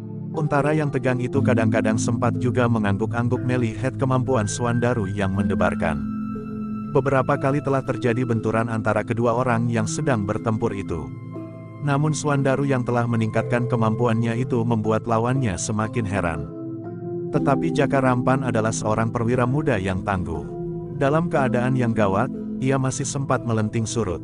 Namun dengan kecepatan yang sangat tinggi, ia telah meloncat menyerang lawannya. Kedua tangannya terjulur ke depan dengan telapak tangan yang mengembang, tetapi dengan jari-jari yang merapat. Kedua telapak tangannya bersusun menelungkup. Namun dengan cepat bergerak mengembang, demikian kakinya menyentuh tanah selangkah di depan Swandaru. Swandaru yang melihat gerak lawannya, justru telah menyilangkan kedua tangannya di dadanya. Namun ternyata kedua tangan Jaka Rampan yang mengembang itu telah menyerang kening Swandaru dari dua arah. Tetapi Swandaru tidak menjadi bingung karenanya. Dengan cepat ia merendahkan dirinya. Kedua tangannya lah yang kemudian menyerang dada orang yang berdiri di hadapannya itu, sementara kedua tangan orang itu tidak menyentuh sasarannya. Namun orang itu pun cukup tangkas. Dengan cepat Jaka Rampan bergeser surut, sehingga tangan Swandaru tidak mencapainya. Demikian pertempuran itu pun semakin lama menjadi semakin cepat. Baik Jaka Rampan maupun Swandaru telah meningkatkan ilmu mereka. Mereka mengerahkan tenaga cadangan mereka sampai ke batas kemampuannya.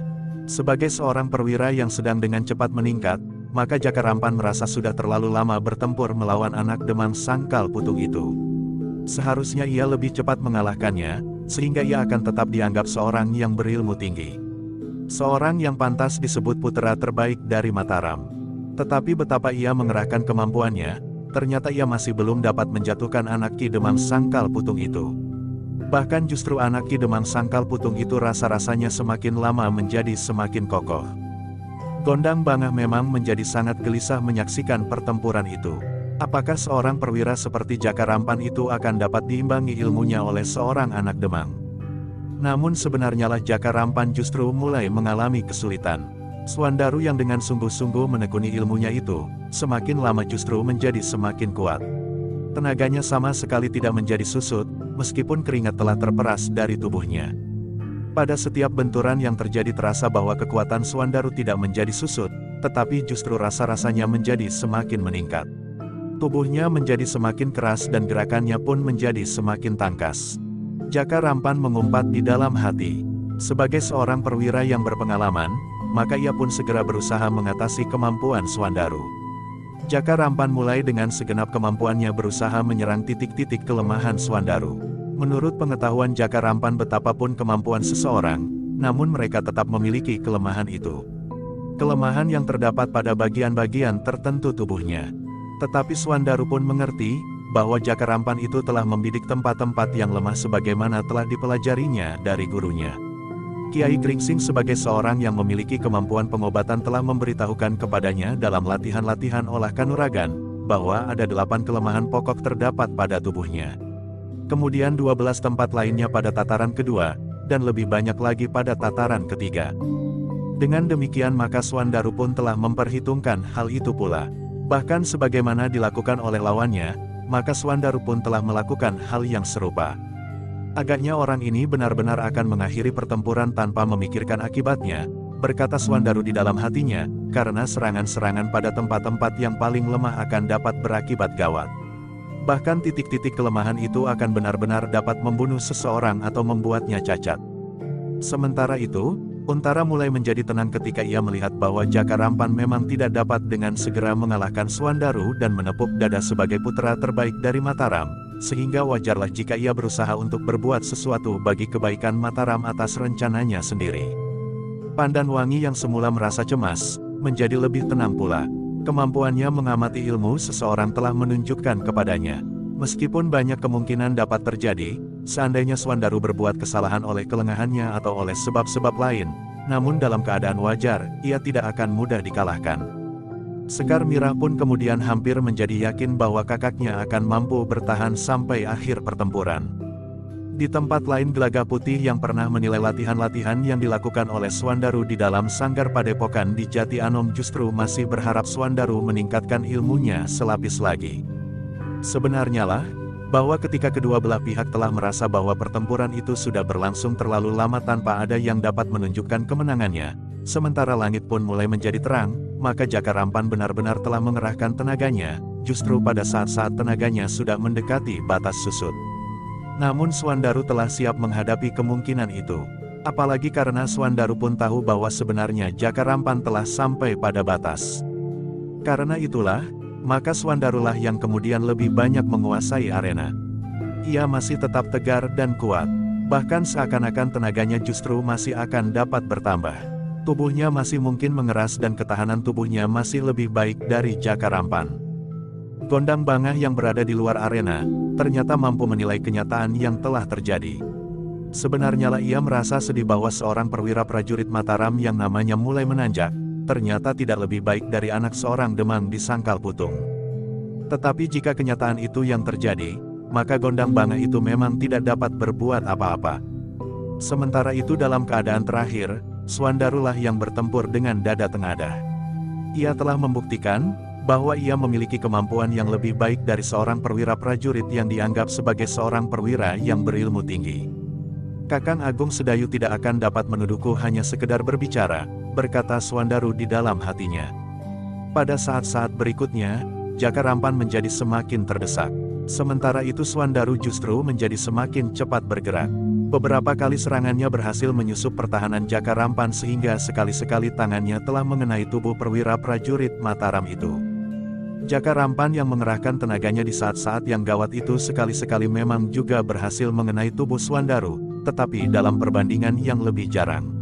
Ia pun tidak sempat mengenai tepat pada sasaran yang dibidiknya, pada bagian-bagian yang sangat lemah di tubuh Suandaru.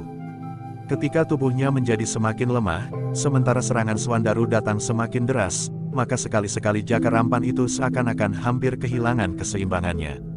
Bahkan ketika tangan Suandaru yang terayun ke samping mendatar berhasil mengenai dadanya, maka Jaka Rampan itu telah terhuyung-huyung beberapa langkah surut. Suandaru yang tidak mau kehilangan kesempatan telah memburunya.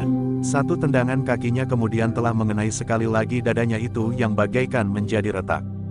Jaka Rampan benar-benar tidak dapat bertahan untuk tetap tegak. Karena itu, maka ia pun telah terdorong beberapa langkah lagi surut dan kemudian jatuh terguling di tanah. Namun oleh pengalaman dan kemampuan yang ada di dalam dirinya, maka Jaka Rampan itu pun telah melenting berdiri. Betapapun kekuatannya telah semakin surut, namun ia masih juga mampu tegak dan bersiap menghadapi segala kemungkinan. Tetapi Suandaru ternyata tidak memburunya lagi. Ia berdiri sambil bertolak pinggang memandang lawannya yang nampak menjadi semakin lemah. Sementara itu langit memang sudah menjadi terang. Untara pun kemudian maju beberapa langkah. Ia berdiri di antara Jaka Rampan dan Suandaru yang tegak dengan dada tengadah. Aku kira permainan ini sudah cukup, berkata Untara, kita sudah tahu, siapakah yang kalah dan siapakah yang menang. Siapa yang kalah menurut pendapat Ki Untara, bertanya Jaka Rampan dengan wajah yang tegang. Untara mengerutkan keningnya, dengan nada tinggi ia justru ganti bertanya, jadi kau merasa belum kalah? Aku belum kalah, berkata Jaka Rampan, aku tantang anak Demang Sangkal Putung itu bertempur dengan senjata. Seorang prajurit baru dapat dinilai dengan lengkap jika ia sudah mempergunakan senjatanya. Tanpa senjata ia masih belum seorang prajurit yang utuh.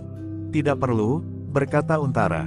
Namun Suandaru berteriak jika ia ingin kita bermain senjata, maka aku tidak berkeberatan. Nah, Ki Untara mendengar sendiri. Betapa ia menjadi sangat sombong. Seolah-olah ia berhasil meruntuhkan nilai dan harga diri seorang prajurit, berkata Jaka Rampan.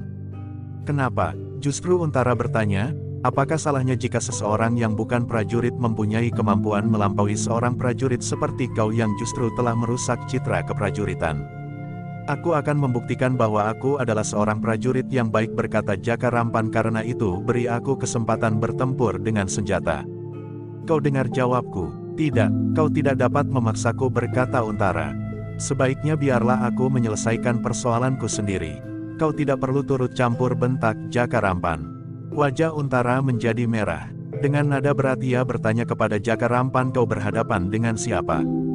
Betapapun perasaannya bergejolak, maka naluri keprajuritannya telah mengekangnya.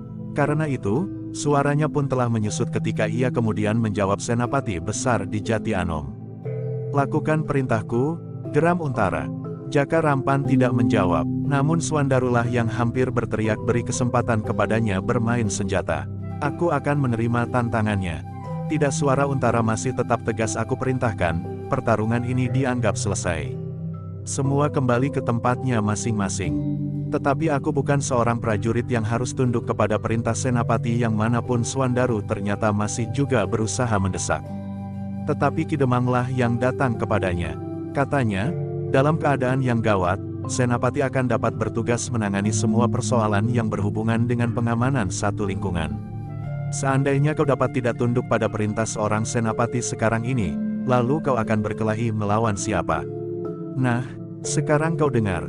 Aku ayahmu. Aku perintahkan kau keluar dari arena ini.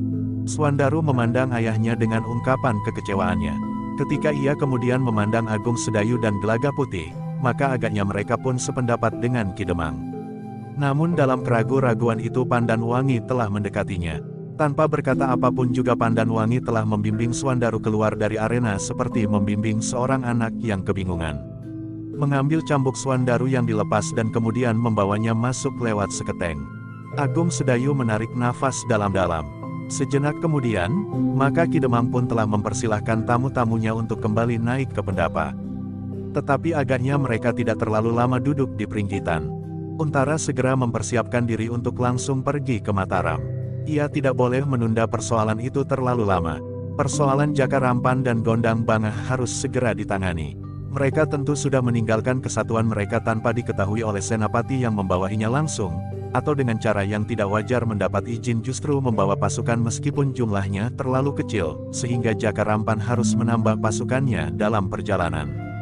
Tetapi Untara cukup bijaksana. Ia tidak melucuti senjata pasukan Jaka Rampan dan Gondang Bangah, kecuali kedua perwira itu, sehingga mereka tidak menjadi sangat tersinggung. Tetapi Untara telah memberikan penjelasan apa yang sebenarnya terjadi serta kesalahan yang telah mereka lakukan. Seorang pemimpin kelompok telah menjawab ketika Untara bertanya, aku tidak tahu yang sebenarnya dari perjalanan ke timur ini. Aku hanya menerima perintah. Aku kira yang dilakukan oleh pemimpin kami adalah wajar. Kalian akan dapat menyampaikan kepada yang bertugas untuk memeriksa kalian di Mataram, berkata Untara. Demikianlah, ketika segala persiapan telah selesai, maka Untara dan pasukan berkudanya telah membawa Jaka Rampan dan Gondang Bangah bersama pasukannya pula menuju ke Mataram.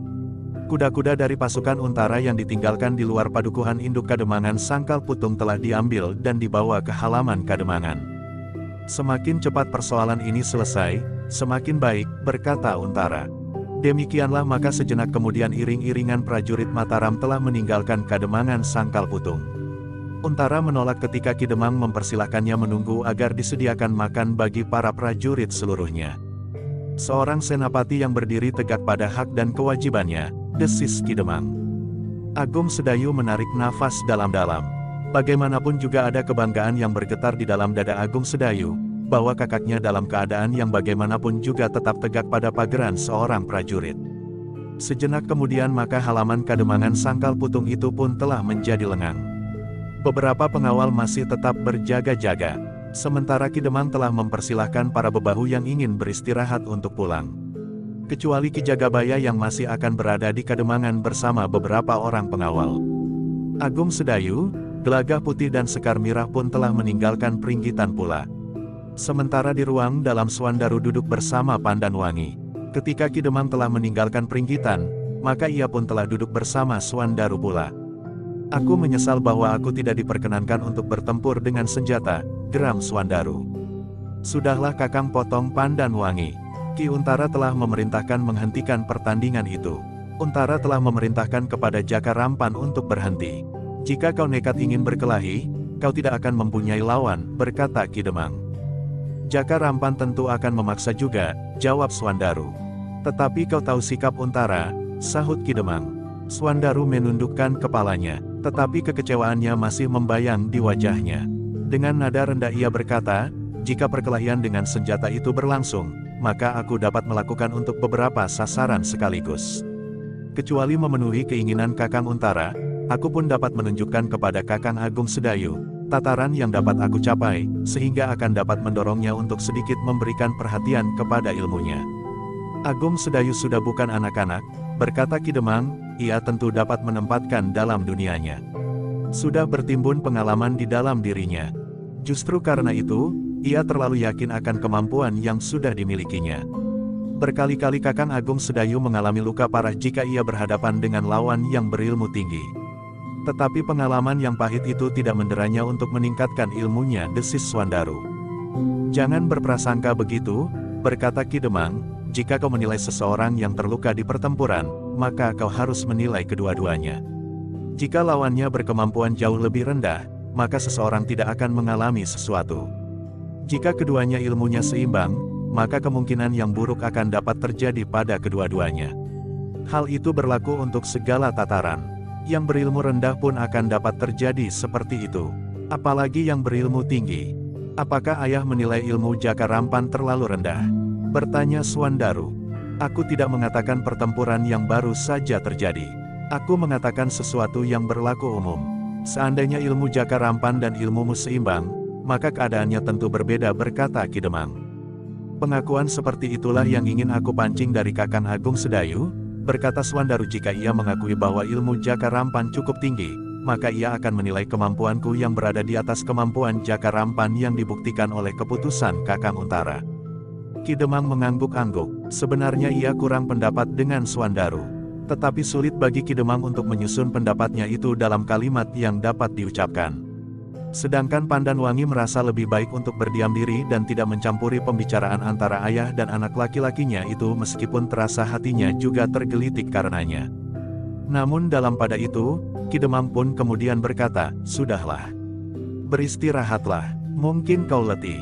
Ya ayah, jawab Swandaru, tetapi sebenarnya aku tidak terlalu letih. Ki Demang pun kemudian telah meninggalkan Swandaru di ruang tengah. Namun Swandaru pun kemudian telah bangkit pula untuk pergi ke Pakiwan. Aku akan menyediakan ganti pakaianmu Kakang, berkata Pandanwangi. Di pintu samping Pandanwangi bertemu dengan Sekar Mirah. Dengan nada rendah Sekar Mirah bertanya, bagaimana dengan Kakang Swandaru? Kakang Swandaru baru mandi, jawab Pandanwangi. Kakang tidak apa-apa, bertanya Sekar Mirah pula. Adalah di luar kehendaknya ketika seolah-olah yang ditekan di dalam dadanya telah terungkap, Kakang Swandaru menjadi sangat kecewa. Ia ingin membuktikan bahwa ia mampu mengalahkan seorang perwira Mataram dalam olah senjata. Sekar Mirah menarik nafas dalam-dalam. Dengan ragu-ragu ia bertanya, bagaimana dengan ayah? Ki Demang sudah banyak memberikan pesan kepada Kakang Swandaru, jawab Pandanwangi. Sekar Mirah mengangguk-angguk. Ia tahu benar sifat kakaknya yang agak gemuk itu. Namun agaknya Pandanwangi masih juga menahan diri untuk tidak melepaskan semua yang terasa menyesak di dadanya. Sekarang kau akan kemana? Bertanya Sekar Mirah. Menyediakan pakaian Kakang Swandaru. Pakaian yang dipakainya basah oleh keringat dan kotor oleh debu, jawab Pandanwangi. Sekar Mirah mengangguk-angguk. Tetapi ia masih bertanya, di mana ayah sekarang? Ki Demang pergi ke biliknya mungkin. Ki Demang nampak letih, jawab Pandanwangi. Sekar Mirah mengangguk-angguk. Katanya, jika demikian, nanti saja aku menemuinya. Namun tiba-tiba saja Ki Demang muncul dari pintu yang lain. Sambil mengusap keningnya ia bertanya, kau mencari aku? Apakah ada hal yang penting? Tidak ayah, tidak ada apa-apa, jawab Sekar Mirah. Ki Demang menarik nafas dalam-dalam. Sementara Pandanwangi pun telah meninggalkan ruangan itu untuk menyiapkan pakaian suaminya. Ki Demang perlahan-lahan telah mendekati anak perempuannya. Dengan nada rendah ia berkata, kakakmu memang menjadi sangat kecewa. Tetapi aku tidak dapat berbuat lain. Sekar Mirah mengangguk, sementara Ki Demang pun berkata, di samping niatnya untuk menunjukkan kepada para prajurit Mataram di bawah pimpinan Jaka Rampan bahwa anak muda Sangkal Putung pun memiliki kemampuan seorang perwira, ada juga niatnya yang baik. "Apa ayah?" bertanya Sekar Mirah. Swandaru ingin menunjukkan kepada kakak seperguruannya, bahwa kemungkinan untuk meningkatkan ilmu masih terbuka, berkata Ki Demang. Lalu, Swandaru menganggap bahwa suamimu tidak cukup banyak menyediakan waktu bagi peningkatan ilmunya. "Ayah," berkata Sekar Mirah, "Kakang Swandaru telah salah menilai kemampuan Kakang Agung Sedayu. Aku sudah mencoba untuk memberitahukan hal itu. Tetapi Kakang Swandaru menganggap bahwa aku terlalu mengagumi suamiku, sehingga tidak lagi dapat membuat pertimbangan sewajarnya." "Aku sudah mengira," berkata Ki Demang, "Agung Sedayu bersikap lebih dewasa dari Swandaru. Tetapi Swandaru menganggap bahwa karena Agung Sedayu beberapa kali mengalami luka-luka parah dalam pertempuran-pertempuran yang pernah dilakukannya, maka Swandaru menganggap bahwa alas kemampuan ilmu Agung Sedayu masih belum cukup tinggi." "Bukankah hal itu juga tergantung pada lawannya bertempur?" desis Sekar Mirah. "Aku mengerti," jawab Ki Demang. "Kakang Agung Sedayu mendalami ilmunya tidak sekedar pada permukaannya, tetapi jauh menusuk ke kedalamannya," berkata Sekar Mirah. Lalu katanya, lawannya yang terakhir ternyata memiliki ilmu kebal dari jenis Aji Tameng Wajah. Kakang Agung Sedayu harus mengerahkan segenap ilmunya untuk dapat mengalahkannya. Namun Kakang Agung Sedayu sendiri mengalami luka parah. Ki Demang mengangguk-angguk, tetapi kemudian katanya, "Di mana suamimu sekarang?" "Di dalam bilik bersama Gelagah Putih," berkata Sekar Mirah. Nampaknya mereka mulai mencemaskan keadaan di Tanah Perdikan Menoreh. "Bukankah masih ada orang lain yang pantas diketengahkan di Tanah Perdikan selain Ki Gede?" bertanya Ki Demang. Memang Tanah Perdikan tidak terlalu mencemaskan. Masih ada Ki Jayaraga, yang juga dianggap guru oleh Gelagah Putih. Namun di sana pun ada barak pasukan khusus Mataram yang ditempatkan di Tanah Perdikan itu. Ki Demang mengangguk-angguk, katanya kemudian, "Bukankah kau dan suamimu tidak akan tergesa-gesa kembali ke Tanah Perdikan? Tetapi kami tidak akan dapat terlalu lama di sini. Meskipun rinduku kepada kampung halaman ini rasa-rasanya masih belum hilang, namun aku tidak dapat mencegahnya, jika Kakang Agung Sedayu menghendaki kami kembali," jawab Sekar Mirah. Ki Demang mengangguk-angguk, katanya, "Terserahlah kepada kalian. Keadaan memang sedang kalut. Ternyata bukan orang-orang Madiun saja yang ingin memanfaatkan keadaan ini. Mungkin untuk keuntungan pribadi atas dasar ketamakan akan harta benda, sedangkan mungkin dilakukan karena menginginkan pujian, derajat dan pangkat. Agaknya ada juga orang-orang Mataram yang melakukannya." Sekar Mirah mengangguk-angguk, katanya, "Kita memang harus berhati-hati ayah. Baiklah, usahakan agar suamimu merasa tenang di sini. Jika kau memerlukan sesuatu, katakan kepadaku," berkata ayahnya. "Aku memang akan beristirahat setelah semalam suntuk mengurusi Jaka Rampan dengan orang-orangnya." Ki Demang pun kemudian meninggalkan Sekar Mirah yang kemudian telah pergi ke dapur. Ternyata Pandan Wangi setelah menyediakan ganti pakaian suaminya juga telah berada di dapur pula. Hari itu, orang-orang di Kademangan Sangkal Putung masih saja membicarakan tentang sikap Jaka Rampan. Mereka pun merasa bangga, bahwa anak Ki Demang telah menunjukkan harga diri anak-anak muda Sangkal Putung pada umumnya. Ternyata Swandaru benar-benar seorang yang berilmu tinggi. Ia tidak hanya sekedar membual, berteriak-teriak dan marah-marah kepada anak-anak muda di Kademangan ini. Tetapi ia benar-benar seorang yang berilmu tinggi, berkata seorang pemimpin kelompok pengawal Kademangan Sangkal Putung. Agaknya Ki Demang memang beruntung. Anaknya yang perempuan itu pun berilmu tinggi pula. Agung Sedayu dan Pandan Wangi, menantu-menantunya, juga orang-orang yang berilmu tinggi. Seandainya mereka berkumpul di Kademangan Sangkal Putung, maka Sangkal Putung akan menjadi kademangan terkuat di seluruh telatah Mataram, sahut kawannya. Beberapa orang yang mendengarnya mengangguk-angguk. Hampir berbareng dua orang berkata, "Iya, kita akan menjadi terkuat." Tetapi seorang yang sudah lebih tua dari mereka berkata, "Jika kita terkuat, lalu mau apa?" Anak-anak muda itu termangu-mangu. Tetapi seorang di antara mereka menjawab, "Setidak-tidaknya kita dapat berbangga dan menyombongkan diri," bertanya orang yang lebih tua itu. Sekali lagi mereka termangu-mangu. Namun beberapa orang di antara mereka menjawab, "Tentu tidak." Sementara seorang anak muda yang lain berkata, "Aku kira memang ada perbedaan antara kebanggaan dan kesombongan." "Kau benar," jawab orang yang lebih tua itu, tetapi jarak itu terlalu pendek, sehingga jika kita tenggelam dalam kebanggaan diri, maka kita akan terlalu mudah untuk tergelincir dalam sikap yang sombong. Kawan-kawan tidak membantah lagi, bahkan beberapa orang yang lain mengangguk-angguk. Di rumah Ki Demang, suasana masih nampak lesu. Orang-orang di rumah Ki Demang pada umumnya merasa letih. Namun setelah lewat tengah hari, maka mereka telah menjadi segar kembali. Swandaru pun telah berada di pendapa bersama Agung Sedayu dan Gelagah Putih. Sambil membawa minuman dan makanan, maka Pandan Wangi dan Sekar Mirah pun telah ikut pula duduk-duduk di pendapa. Pembicaraan mereka pun masih juga berkisar pada sikap Jaka Rampan yang telah menodai wajah prajurit Mataram sendiri. Namun akhirnya pembicaraan mereka pun telah merambat sampai ke tanah perdikan Menoreh. Agung Sedayu memang sedikit mencemaskan perkembangan keadaan. Namun seperti yang pernah dikatakan oleh Sekar Mirah, bahwa kehadiran Ki Jayaraga dan adanya barak pasukan khusus di Mataram, akan dapat membantu mengatasi persoalan jika itu timbul di tanah perdikan. Karena itu, Kakang tidak usah tergesa-gesa, berkata Swandaru, jika Kakang sempat berada di Kademangan ini barang sebulan, maka kita akan mendapat kesempatan untuk berlatih bersama sebagaimana dahulu sering kita lakukan, di saat-saat kita mulai menapakkan kaki di perguruan kita. Agung Sedayu menarik nafas dalam-dalam. Namun ia pun kemudian menjawab, sebenarnya memang menarik sekali. Tetapi rasa-rasanya kami tidak akan dapat berada di sini terlalu lama. Jika tubuh dan kesehatanku pulih kembali sepenuhnya, maka kami terpaksa minta diri.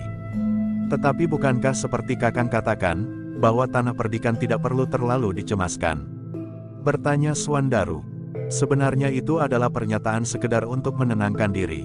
Namun kegelisahan itu masih saja tetap bergejolak di dalam hati, jawab Agung Sedayu.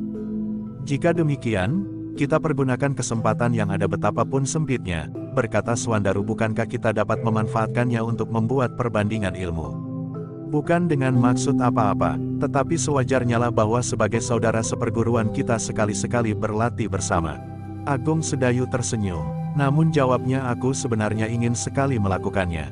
Tetapi agaknya keadaan tubuhku masih terlalu lemah.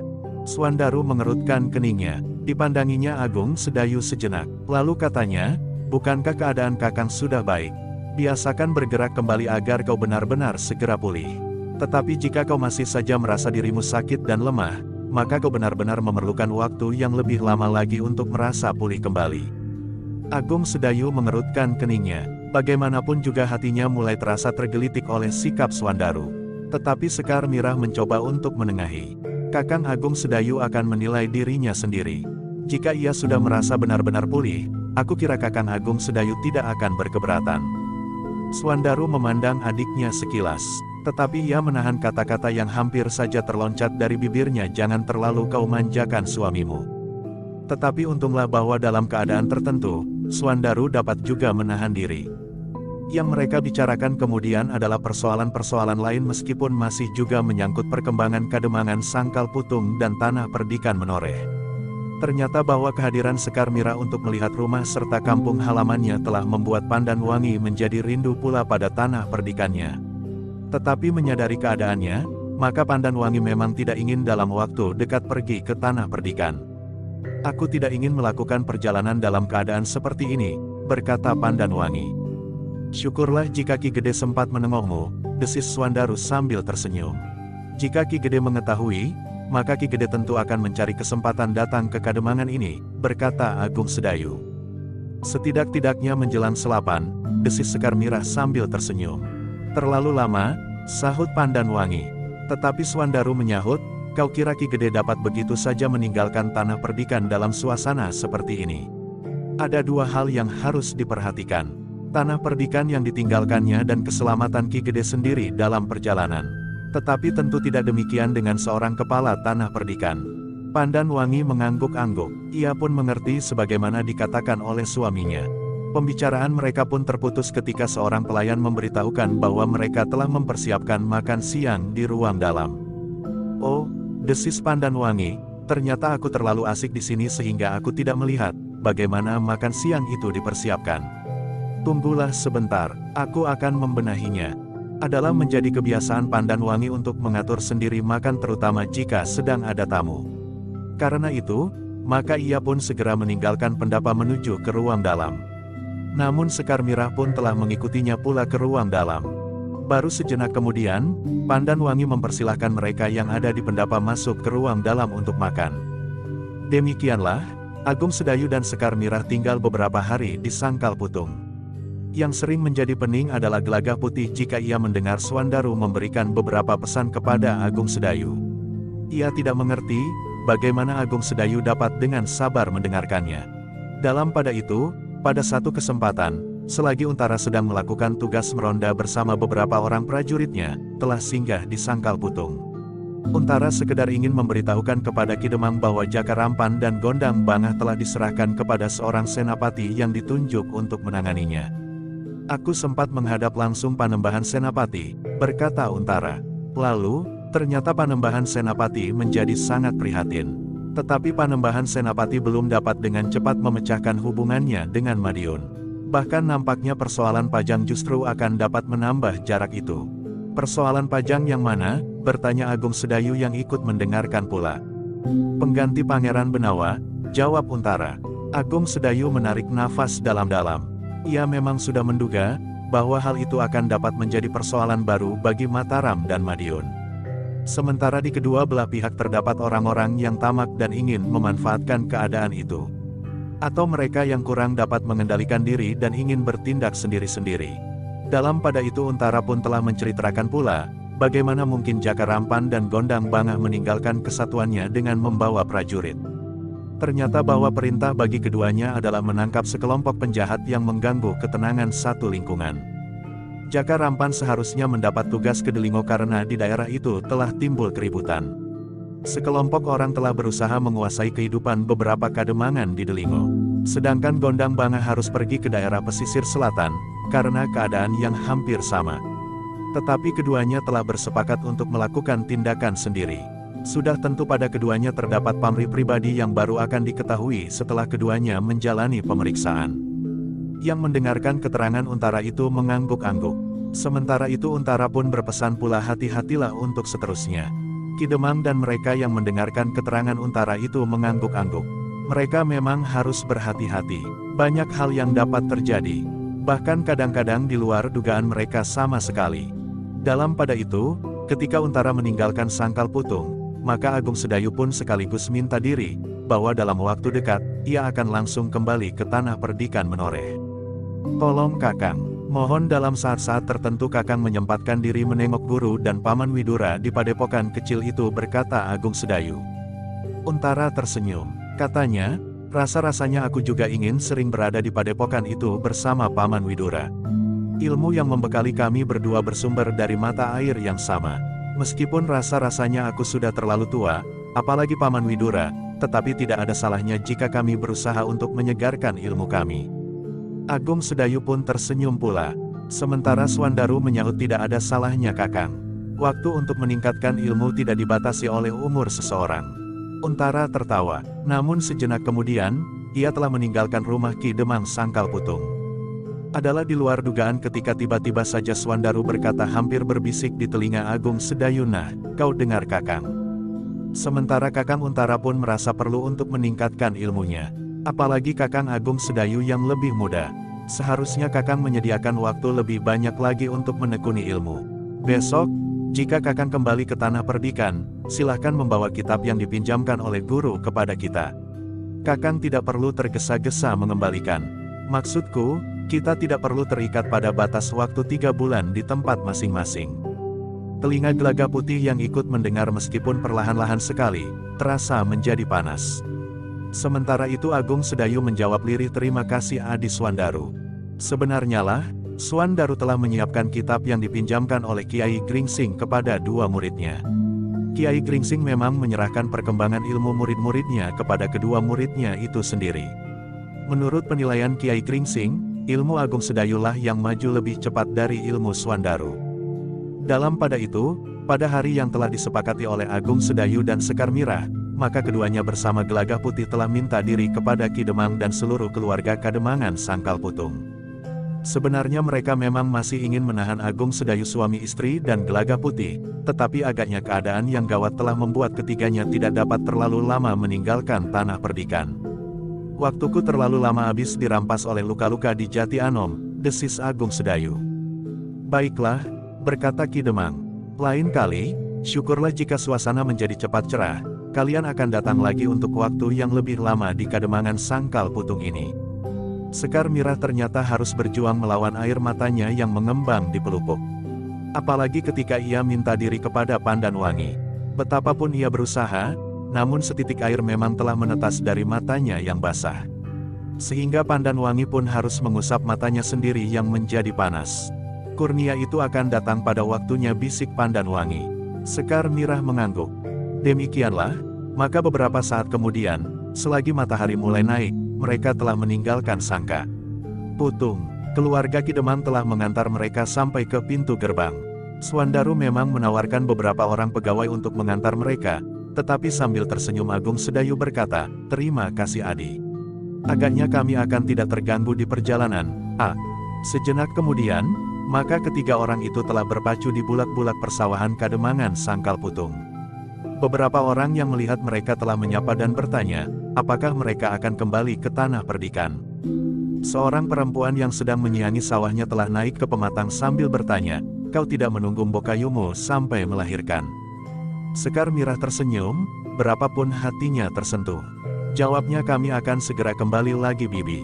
Selama mereka masih berada di daerah Kademangan, maka mereka tidak dapat berpacu lebih cepat. Apalagi jika mereka memasuki padukuhan-padukuhan, maka mereka masih harus menjawab pertanyaan-pertanyaan orang-orang yang bertemu di sepanjang jalan. Baru ketika mereka telah keluar dari Kademangan Sangkal Putung, maka mereka bertiga dapat mempercepat derap kuda mereka. "Apakah kita akan singgah di Mataram?" bertanya Gelagah Putih. Agung Sedayu berpaling kepada Sekar Mirah. Jawabnya, "Aku kira tidak perlu. Tidak ada persoalan penting yang perlu kita laporkan, karena Kakang Untara telah menghadap langsung untuk memberikan laporan tentang Jaka Rampan dan prajurit-prajuritnya." Gelagah Putih tidak bertanya lagi. Nampaknya Agung Sedayu memang ingin segera kembali ke tanah perdikan. Rasa-rasanya mereka bertiga memang sudah terlalu lama meninggalkan tanah perdikan itu. Peristiwa-peristiwa yang terjadi selama mereka berada di Jati Anom dan Sangkal Putung rasa-rasanya telah mendorong Agung Sedayu untuk semakin cepat kembali. Gelagah Putih memang tidak mempunyai kepentingan khusus di Mataram sehingga ia pun tidak berkeberatan untuk langsung kembali ke tanah perdikan. Jika ada persoalan yang harus diselesaikan dengan Mataram, pada kesempatan lain kita akan dapat menghadap, berkata Agung Sedayu pula. Meskipun tidak mengatakannya, namun Gelagah Putih mengetahui bahwa Agung Sedayu bermaksud mengatakan sekarang kita kembali dahulu ke tanah perdikan. Meskipun mereka tidak ingin singgah di Mataram, namun mereka telah menempuh perjalanan melalui jalan yang paling ramai. Jalan yang meskipun melalui hutan di Tambak Baya, tetapi jalan itu merupakan jalan yang sibuk. Meskipun hutan Tambak Baya masih merupakan hutan yang pepat dan besar, tetapi di sebelah-menyebelah jalan, rasa-rasanya hutan itu tidak lebih dari sebuah taman. Justru karena jalan itu cukup ramai, maka binatang buas telah pergi semakin jauh masuk ke dalam hutan yang masih jarang disentuh kaki manusia. Bahkan di beberapa tempat telah sekelompok-sekelompok rumah yang bukan saja dihuni, tetapi telah dibuka pula beberapa buah kedai makanan dan minuman. Orang-orang yang tinggal di rumah-rumah itu sama sekali tidak cemas terhadap binatang-binatang buas yang akan dapat mereka lawan bersama-sama. Jika satu kali seekor harimau tersebut masuk ke lingkungan mereka, maka beberapa orang laki-laki telah menghadapinya dengan tombak-tombak panjang. Agung Sedayu, Sekar Mirah dan Gelagah Putih yang berpacu di punggung kuda meskipun tidak terlalu kencang, telah menyeberangi Sungai Opa dan beberapa saat kemudian mereka mendekati lingkungan hutan Tambak Baya. Tetapi karena jalan yang banyak dilewati orang yang hilir mudik, maka mereka sama sekali tidak memikirkan hambatan yang akan dapat mengganggu perjalanan mereka. Sebenarnya tidak ada niat ketiganya untuk berhenti di sebuah kedai yang terdapat di pinggir jalan itu. Tetapi rasa-rasanya mereka ingin memberi kesempatan kuda-kuda mereka beristirahat. Karena itu, ketika mereka sampai di sebuah tanjakan yang tidak begitu tinggi, maka mereka telah berhenti di sebuah kedai di antara sekelompok kedai yang lain. Kedai yang cukup besar dan agaknya banyak dikunjungi orang. Beberapa ekor kuda nampak ditambatkan di sebelah kedai itu. Sementara seorang laki-laki telah sibuk memberikan air dan makan bagi kuda-kuda itu. "Kita berhenti sebentar," berkata Agung Sedayu, "kuda-kuda kita akan mendapat pelayanan sebagaimana kita sendiri." Sekar Mirah yang berpakaian seperti seorang laki-laki itu tersenyum. Katanya, "Baiklah, agaknya Gelagah Putih juga sudah haus. Terik matahari di punggung kita telah memeras keringat kita di perjalanan yang cukup panjang ini. Tetapi aku masih harus bertanya, apakah Gelagah Putih bersedia minum atau tidak, desis Agung Sedayu. Gelagah Putih tertawa kecil, katanya, aku memang tidak ingin minum bersama kuda-kuda itu. Sekar Mirah pun tertawa, tetapi ia tidak berkata apa-apa lagi. Demikianlah maka mereka bertiga pun telah singgah di sebuah kedai di pinggir alas Tambak Baya. Sementara itu kuda-kuda mereka pun telah sempat beristirahat. Seperti kuda-kuda yang lain, maka kuda-kuda mereka pun telah mendapat minum dan makan. Nampaknya kedai itu telah mengadakan tambahan pelayanan khusus bagi kuda-kuda para tamu yang singgah di kedai itu, sehingga dengan demikian maka orang-orang berkuda yang memang sering lewat jalan itu akan memilih tempat itu untuk singgah. Agung Sedayu, Sekar Mirah dan Gelagah Putih yang kemudian memasuki kedai itu telah memilih tempat di sudut. Tempat yang agak ke dalam sehingga tidak banyak mendapat perhatian orang lain. Mereka duduk di sebuah lincak panjang. Di depan lincak itu terdapat sebuah geledek bambu rendah untuk menempatkan berbagai macam makanan. Beberapa saat kemudian, maka minuman yang mereka pesan telah dihidangkan. Sebagaimana orang lain di dalam kedai itu, maka mereka pun kemudian telah meneguk minuman yang masih hangat, meskipun sebenarnya mereka belum terlalu haus. Tetapi perjalanan yang mereka tempuh memang sudah cukup jauh. Namun beberapa saat kemudian, telah masuk pula 4 orang ke dalam kedai itu. Seorang di antara mereka telah lewat separuh baya.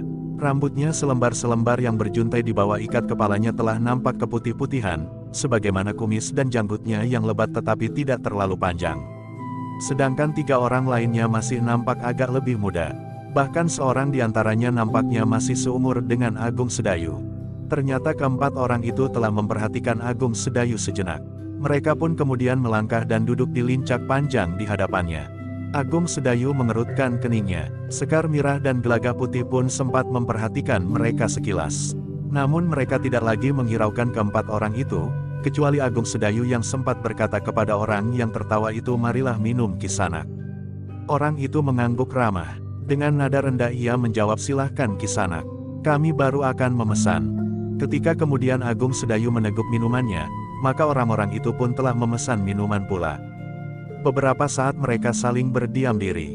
Namun kemudian orang yang rambutnya telah memutih itu tiba-tiba saja bertanya sambil mengunyah jenang alot, bukankah Kisanak yang bernama Agung Sedayu?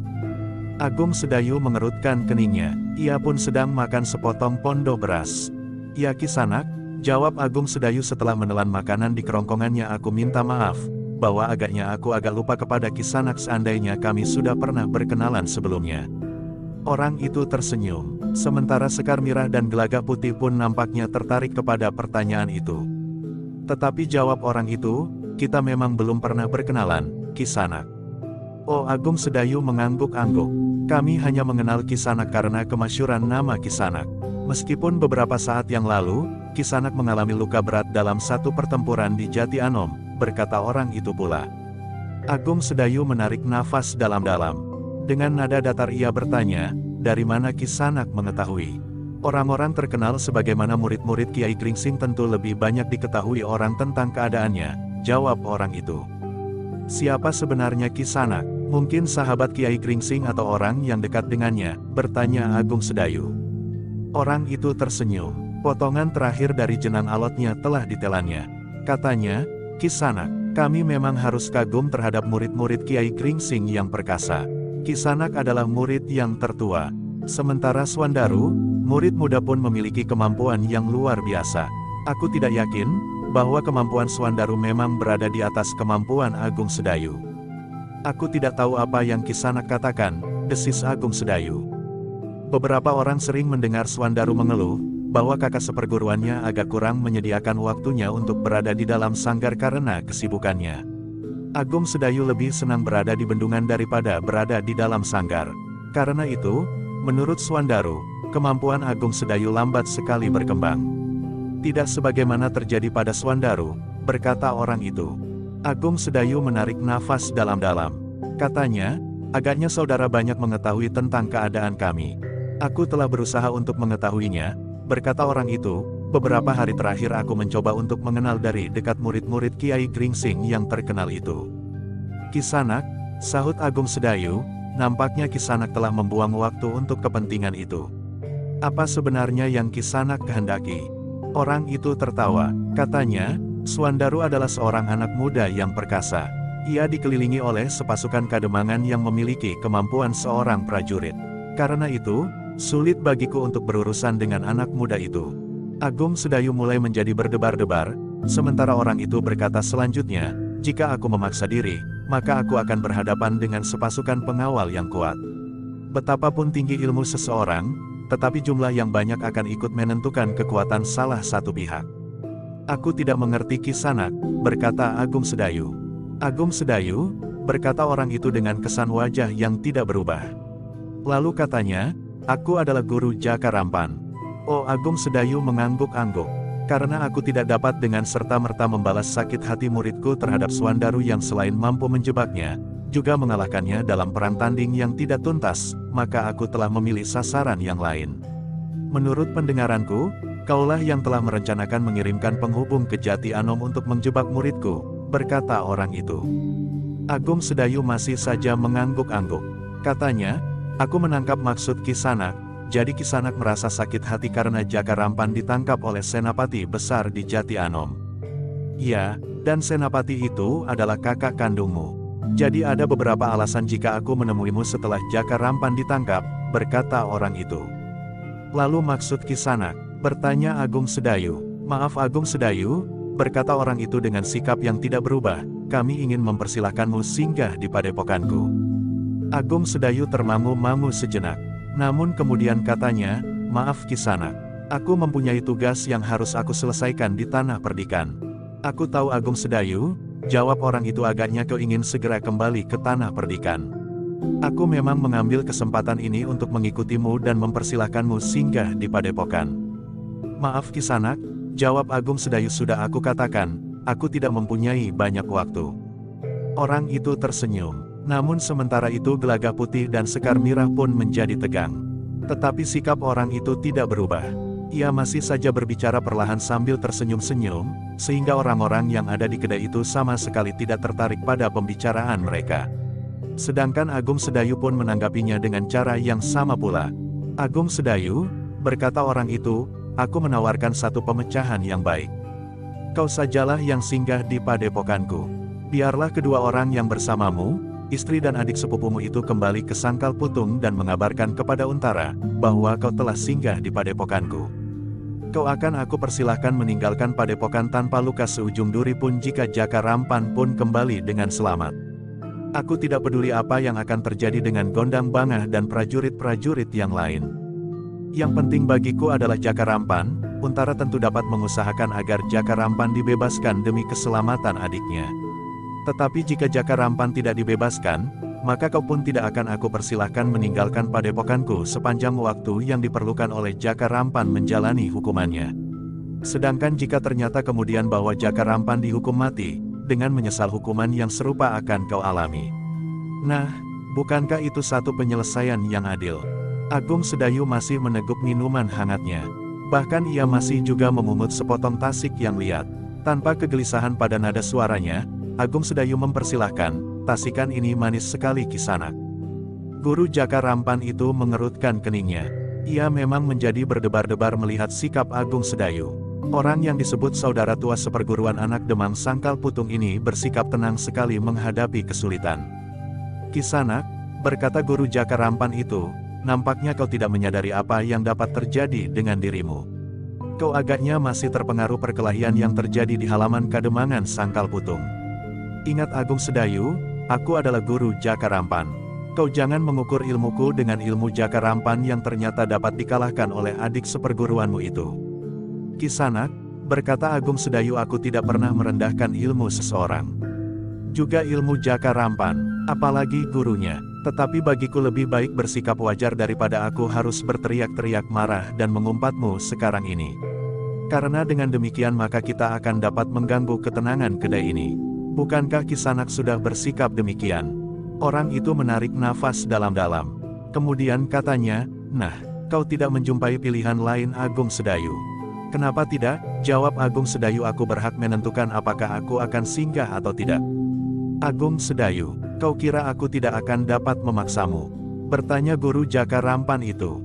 Kisanak, berkata Agung Sedayu seharusnya kau menyadari, bahwa muridmu telah melakukan kesalahan. Sebagai seorang guru kau justru harus menunjukkan kepada murid-muridmu, manakah yang benar dan baik dilakukan dan manakah yang tidak. Jika kau memanjakan muridmu seperti ini, maka Jakarampan tidak akan pernah merasa bersalah.